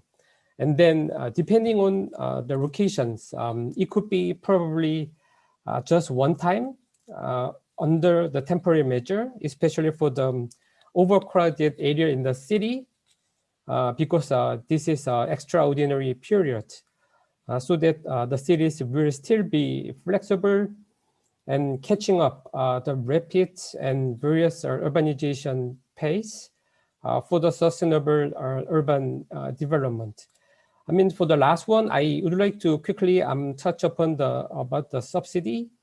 I know there are different models in different countries for low-income group. It could be through the low-income landlords for the required renovation or extension of the housing, or it could be directly to the low-income tenants as a voucher. However, I think the important and prerequisite element will be whether this will be proceeded under the comprehensive social security system, which recognize and realize the equitable, prioritize, and justified subsidy considering the government's financial capacity. Thank you. Yeah, thanks. Thanks, Hong, for this, your views on this. And may I now request Linu to come in? Yeah. So thank you for this opportunity, giving me this opportunity to be with all of you. And good evening, namaste to everyone. So I would like to say that I've heard all the views, and I am very happy to tell you that the Prime Minister of the country, he has taken a lot of initiatives in this affordable rental housing scene for the poor. And after the pandemic, he has taken a lot of effort and pain to formulate the policy for the affordable housing scheme. And in that has been already notified in September 2020. So under this scheme, I will just give you a brief outline.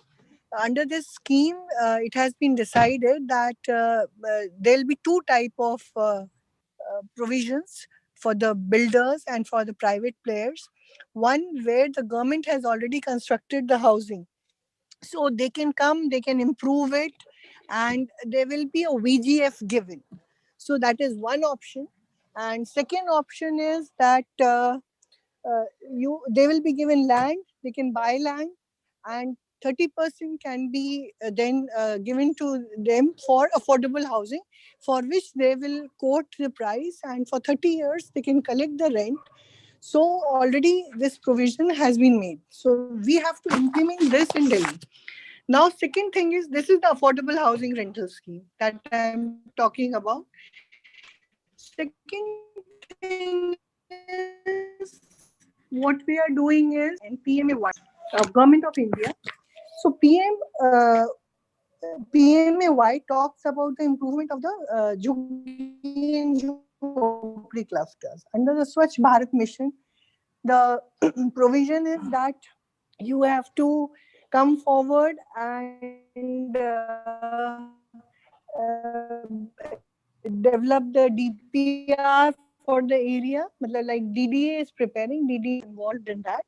And 60% will be given back for the people who are living in Jhuggi clusters, and 40% can be developed as a remunerative component. So when you develop it as a remunerative component, then you get the money to develop this area to pay any money. So this is one scheme. Sorry, Linu, your voice is wavering. Are you? Your voice is actually wavering. I'm just wondering. Yeah, can you please come to the closer to the microphone, maybe? Hello. Hello.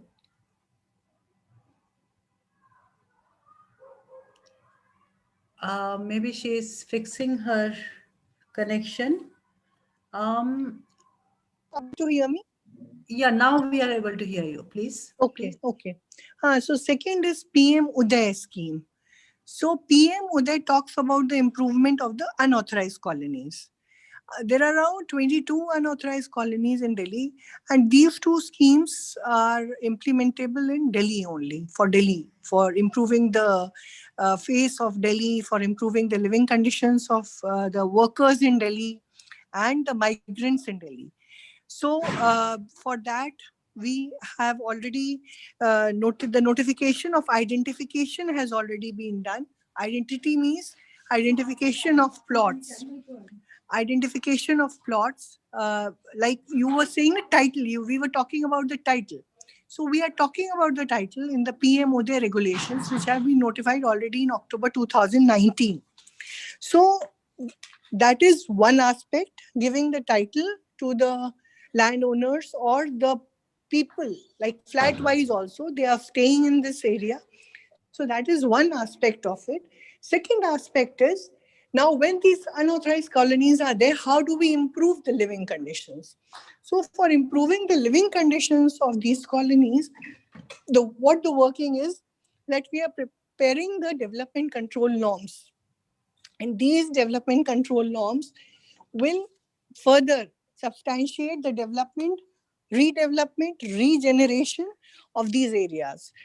So there are also two aspects in this DCR norms.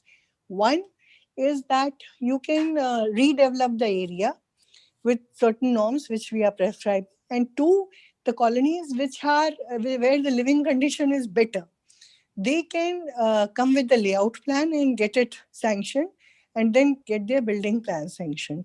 So these are the two aspects on which Government of India has directed DDA to work upon, and to take care of the people who are staying there. And one more thing, like when we are emphasizing on the rental housing, so these areas, I would like to tell you, they are accommodating a large number of migrant labor and the rental who are there. So we are also making a provision for these people who are staying on rent, so that they are also getting the benefit of the policy of Government of India. So this Yeah, is what great. helps. Yeah. Thanks. Thanks. But I think one of the common theme that runs through all the presenters or all the speakers is that there is an immense belief in the land titling. And Yeah. what I understand that from the literature is that only 30% of the land in globally are registered. So only 30%. The 70% operates without registration or without titling. Now, if Yeah. that is the case, this particular benchmark is quite steep that we are all trying to achieve. But I think we should aspire for a gold standard. Why not?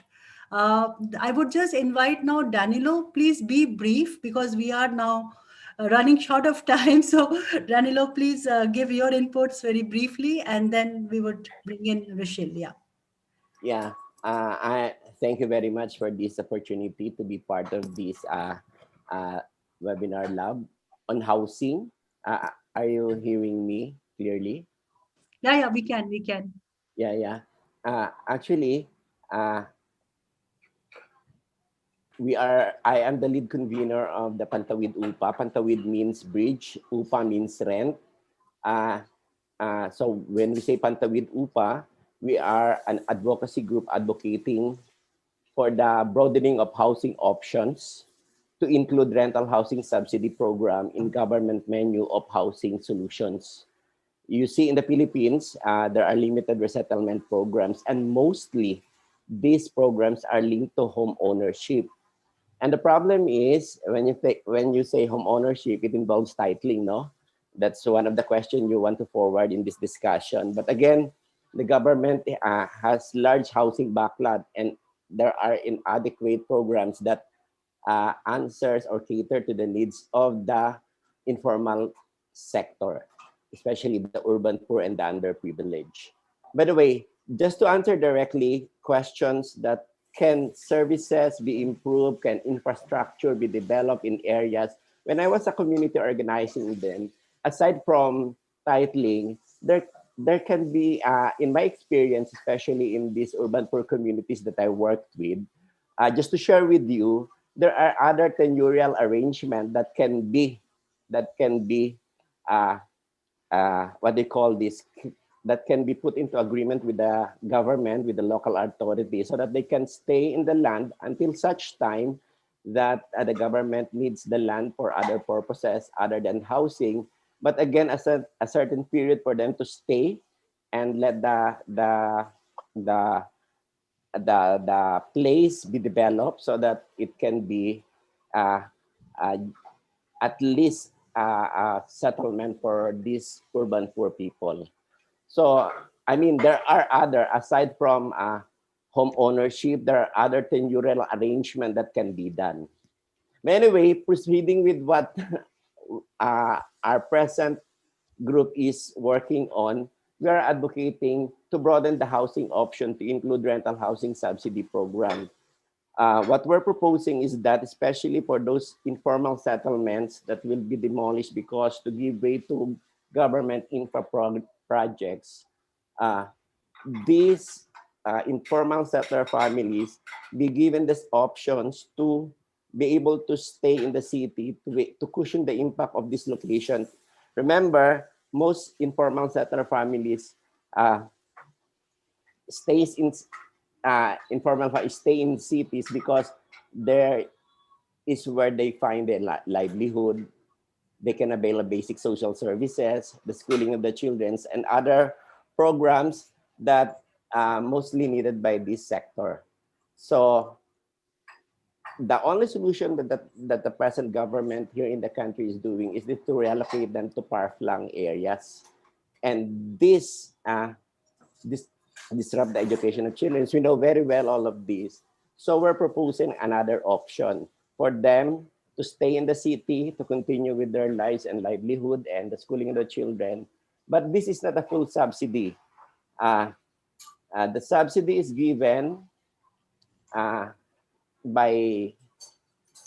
the range of 2,500 to 3,500. This is computed after a census enumeration was done and the determination of the existing average rental fees that is currently prevailing in the area, plus minus the average of the rental fees that an informal settler families is paying.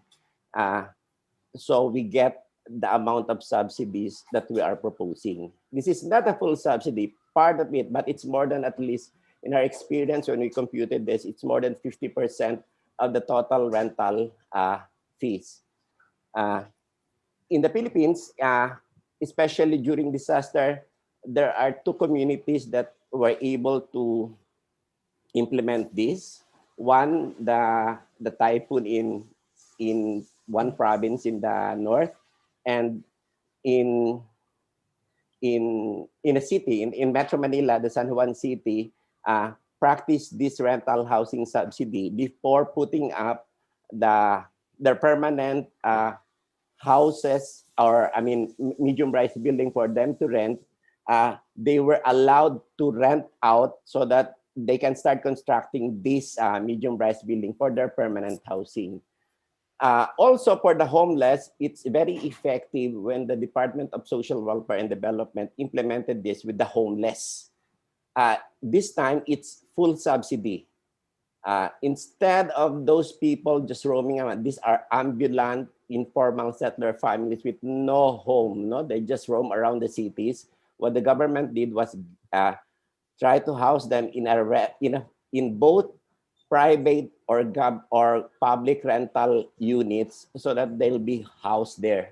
And they provided a full rental subsidy of about 4,000 per family and other social services that they can extend so that to help these families be streamlined into what you call this, into at least a notch higher than from homeless families to a more formal arrangement. So right now, the current advocacy is with the Congress, it is now on its second reading. It passed the first reading. At the Senate, we have a counterpart bill. But with the executive department, the newly Department of Human Settlements and Urban Development, we're trying to influence that they consider this program as part of the Balay rental housing program of the current administration.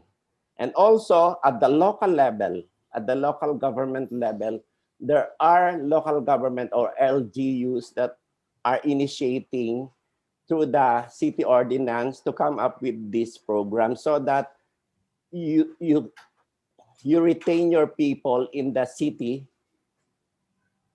unlike sending them out for another city, because it's costly and it entails a lot of time to be able to house them there. So yeah, I take your points. I take your points, Danilo. I think it's very well said. What we are trying to articulate, that this is also the premise that we are trying to build on, that there is a rental continuum. It is not like the urban poor is not a homogeneous group. There is a continuum that exists, and we need to recognize this continuum and build knowledge on that. And your idea as a planner, what we are all talking about is a compact city. So we do not want to make it like a sprawling urban sprawl. We do not want to, put people outside, because then it's much more costly. We are kind of overshot our time, but I would really request now Rochelle to come in. And Rochelle is interesting that he has a very different point of view, and he is aware of the governance structure, but is using technology to address those issues. So Rochelle, please come in and put your viewpoints, and after that I would then invite Jan for your comments. So Rochelle, please give your ideas about how do you think technology can impact this debates that we are having for years and years, no? Formal, informal, whom to include, whom not to include. Yeah, please. So yeah, firstly, thanks so much for having me. Just to be very brief. So yes, I think tech can play a huge role. To begin with, if you even consider a platform effect, it immediately would create, solve problems of information asymmetry, create certain price rationalization, and we know for a fact that most informal settlements pay much higher. At a unit economic level, pay much higher for rental as well as access to services and infrastructure. As an example, so we've been implementing our platform, rather just started out. Aspiring tenants would typically, suffer from a lack of choice and information. So, an urban poor, a daily wager, doesn't have the time to go and explore property. So say, this is the best one for me. He or she operates within that and usually end up choosing fairly poorly. So technology, one, can provide more choices where they can compare across similar or standardized offerings. And that, of course, builds trust and confidence in choosing when you think you've seen enough. By default, you plug in a lot of other things like, optimizations for workplace and other things. And again, when they are exploring outside networks of kinship, you do need an organization or an institutional structure. Even if it's tech, it's an organization that's helping you do that. If you take the supply side, which is, our big elephant in the room, the small time landlords, again, like was pointed out earlier, there's an entire plethora of them. You can categorize them based on sizes of property holdings, ticket sizes, frequency of rental, and things like that. So of course, on one end, you have people who are fairly organized. They have managers to help them, source tenants. At the same time, you have guys who do not have those resources and invariably struggle to see, they actually see much higher vacancy rates and are beholden to intermediaries who charge, exorbitant kind of arbitrages. So based on our work already, we've seen tremendous interest from this segment in onboarding properties. And not to forget, we're dealing with a population that comes with a very low ticket size, very high churn rates, low resistance to shocks. And I think tech can mitigate a lot of issues, particularly reducing search and transaction costs. Now, coming to this very important unsolved question of the inertia around regulation and formalization, and we know the obvious reasons why it exists. So I think serving one of the intents of regulation, technology allows you to achieve some degree of categorization or standardization without compromising on the granularity. And this is how we are building it, and this is how we see it, that digitization and data-driven insights, quote unquote AI, can happen before formalization. And we see this as a necessary step in a sequence of transitions rather than overnight deregulation or something of that sort. So we also feel on the policy side, policymakers and governments could in fact benefit from tech because there's real-time data analytics and learnings coming in. Policy could evolve. And I'm going to stick my neck out there and throw it out. I anticipate, or rather a very broad level conjecture of the arbitrage in this ecosystem in India to the tune of $10 to $15 billion. I mean, I'm really throwing it out there, sticking my neck out, but this is what, based on our study, we think. So lastly, yeah, I think the AHRC is a great initiative because we knew, densifying well-serviced city centers or land parcels through AHP or the in-situ redevelopment has a variety of roadblocks. And one does need to go the AHRC route. So I think we could really plug in there also with, accelerating their sourcing and feeding on the demand side. So I'll stop there. But I'm fairly optimistic. Of course, we all are cognizant of the risks and externalities that come with technology. Yeah, thanks, Rushil. I think many of the things, at least in India, we have experienced, like how our connectivity and how we operate completely changed through this. I do not know whether to use that word disruptive, but it did impacted us. So many things that we were trying to solve through incremental processes, through lot of efforts, but then suddenly everything changed because there is either some new technology that came in, and we are all connected, so I'm very hopeful that there would be some days when there would be no discussion on this titling or formal, informal, and I think we would go beyond it because there is technology, like what I saw, the way Paytm took over and the way online, it has its own problems, but it has also, like, the way the society adapts, they just kind of changed everything. So I am also hopeful that AIHRC would recognize that there is a rental continuum, and then there is a possibility of using technology in connecting the landlord and the tenant, directly. And we don't have to be always doing, community mobilization, but there are other ways also to do those things with using new technologies. So now I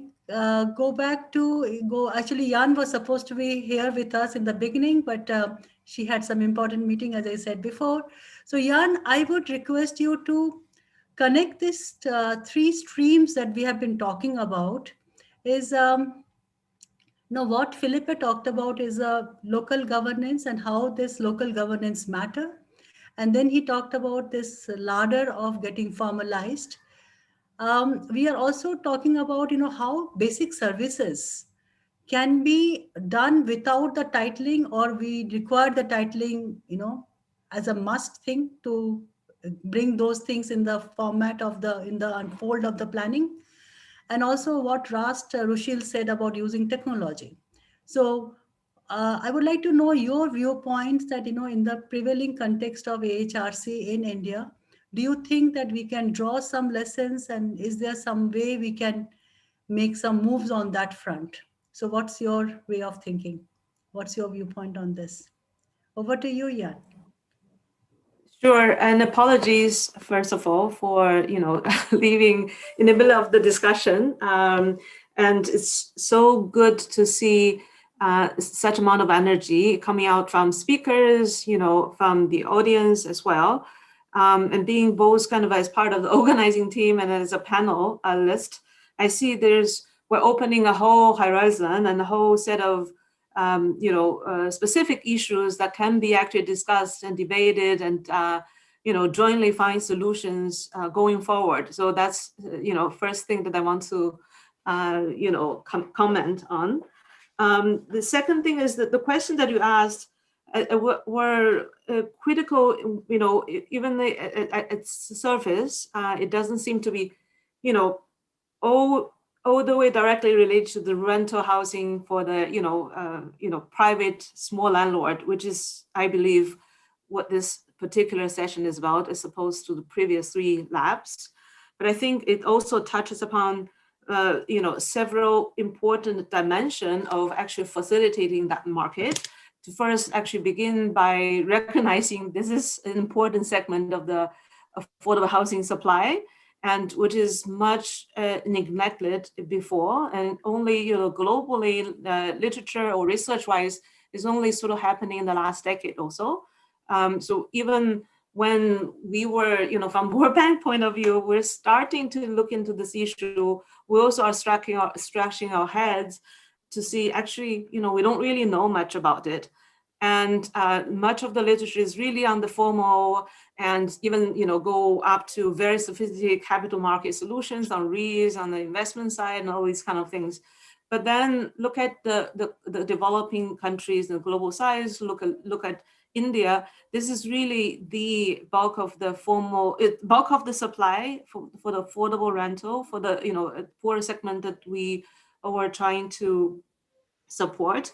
And there's a strong kind of demand for a better understanding it. And then as the case in South Africa has shown, actually, there are more and more research initiated both by the government and the other private entities to look into this. The more we look into this, the more insight we got, the more that we can actually, support these as in critical supply.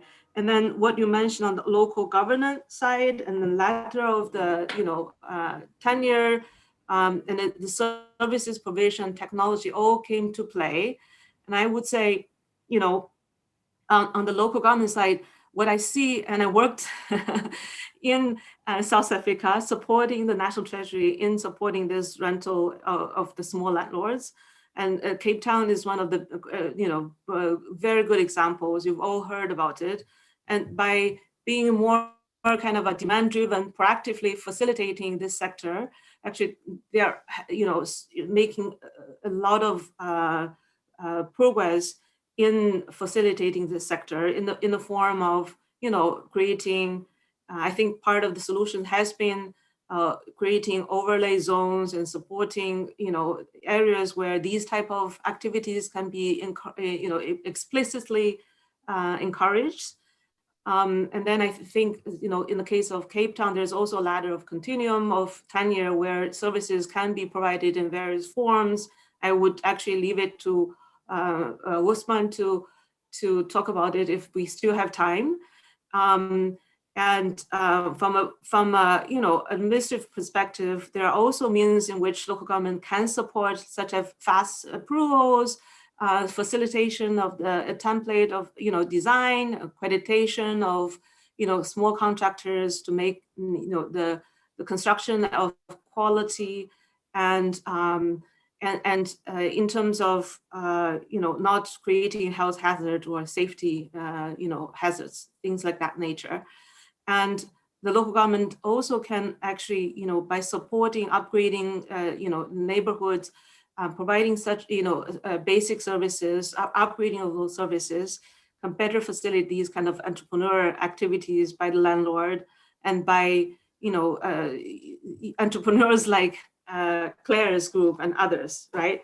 And in terms of technology, what I understand is that there are also quite a number of emerging kind of private initiatives in South Africa and other places. In my country, in China, there's also one big app it has been developed and operated in the last few years by the Alibaba Group, where you actually connect renters and landlord, and then sort of reducing the transaction fees by the agent, and at the same time providing more kind of feedback both on the landlord side and the renter side to reduce the risks on both ends. So then they actually facilitated in great deal the sort of meeting and matching of the demand and supply in that way. I would love to actually learn more about the Indian example as well. So in many ways, there are a lot of dimensions that these critical rental, by small landlord can be supported, both from the government, planning regulatory administrative regimes, by recognizing a continuum of tenure, and by providing the much needed services that's sort of a public goods in nature, and actually also facilitating some of the technological development and innovation. Those are all kind of critical dimensions that we can all support. We haven't really talked about the financing side, the voucher scheme. I'm so glad to hear about the Philippine experiences on the demand side support in a targeted way. And I think Colombia has those programs as well. I worked in the Philippines before, and I was part of the team actually, supporting the design of that type of instruments in the Metro Manila, setting, and then facilitating a rapid assessment of the market and then pricing of that subsidies. So I'm so glad to hear sort of it's being kind of taking off also in the Philippines in such a manner. So from sort of financial point of view, government also have a potential role to play in form of targeted subsidy for the poor, to be able to help them to afford accommodation of their choice, in facilitating mobility in that sense as well. So let me just pause here. I know that we're running out short of time, and happy to contribute later. Yeah, I think it's not possible to discuss everything, and what has been a good learning for, I think, all of us is that we got the kind of an overview, and we can then get into deep dive into each issues and pick up and figure out what's relevant for us. And that's the reason this is called Policy Lab, that we identified few things, and we, I think, would now then build onto it. There are when we were doing internal discussion, there were feedbacks like we have to get into the inclusive discussions, inclusive part of the aspects, because we are talking about urban poor. So there was these issues on gender, there are issues on how to accommodate everyone, which also Georg said in the beginning, leave no one behind kind of a discussion. What I would say from this particular panel, I take away 3 points that it's important that local governance, it is important that spatial planning, because when we are making cities, we are planning anyways. Now those things has to be put into place. We have to resolve this issue of basic services, and figure out whether we have to wait till the titling happens and only then the basic services, or we can do it in a different sequencing also. And then how much of the technology can come in aid to figure out these things, at these challenges that we have. I thank all of you for this fantastic and a rich experience and sharing. And there is more to learn, but we would continue our efforts on this. Thanks, Felipe, Jan, Danilo, Hong, Rochelle, and Osman. And thanks, Osman, for jumping in impromptu. So thanks, everyone. I now give it to Shubhagato for his concluding remarks. And I apologize that we have run a bit over time, but that's the way it is. Yeah, over to you, Shubhagato. Thank you, Aparna, and thanks very much to the panelists, to the participants. We've, of course, had a very rich discussion. It's kind of shown us that to tackle this edge between formality and informality, especially from the leaving no one behind, as was mentioned earlier, frame. It has multiple dimensions, and those dimensions are all in the gray and the not so gray. So is it that means, and so we do need to think of it bottom up in a much more disaggregated way before we combine it to make policy thrusts or programs around new policies.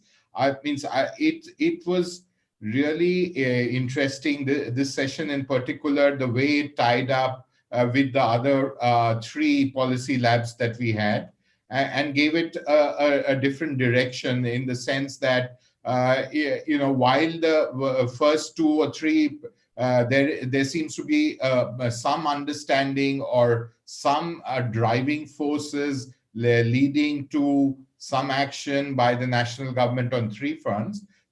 How local governments and communities themselves are solving problems are not being means at the national level, not being as strongly visualized as they could be. So means, as we saw in the first policy lab on policies, that these are pretty geographically specific problems. Today too, the Ludhiana model that was presented in India could be supported in whatever way, but has to be local government driven. And so what would be then the role of national government, and whether uni-scalar models that come up from the national government are adequately flexible to allow for local governments to solve their local rental problems themselves, is a question that I'll leave this leave as concluding remarks. But I really want to thank everybody involved. We've especially all the panelists who have joined us for the 4 labs, for all the organizing committee, the 7 institutions that have worked so much in partnership. It surely is a very happy day for us, because when we started this, we did commit to ourselves that we will do these 4 labs before the end of the year, and here we are today. So we are delighted that we've managed to go through. We've actually seen cases from more than 20 countries over these 4 short webinars. They've, as Aparna said, they've given us a flavor of how different places are tackling these challenging problems, which are localized but also generalizable. Means all I would like to say in conclusion is that please do watch this space.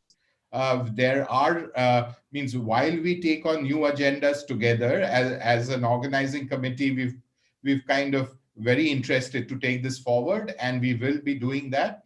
We might even come up with some a larger concluding discussion around rental housing and what it means for India from the lessons we've learned. But please do watch this space, and thank you so much. Have a good evening and have a good day from to everyone in Latin America. Goodbye then. Thank you very much. Yeah. Thank you. Bye. Goodbye. Let's take a Bye, everyone. Thank you. Thank you. Bye. Thank you. Thank you. Bye. Bye. My video works now.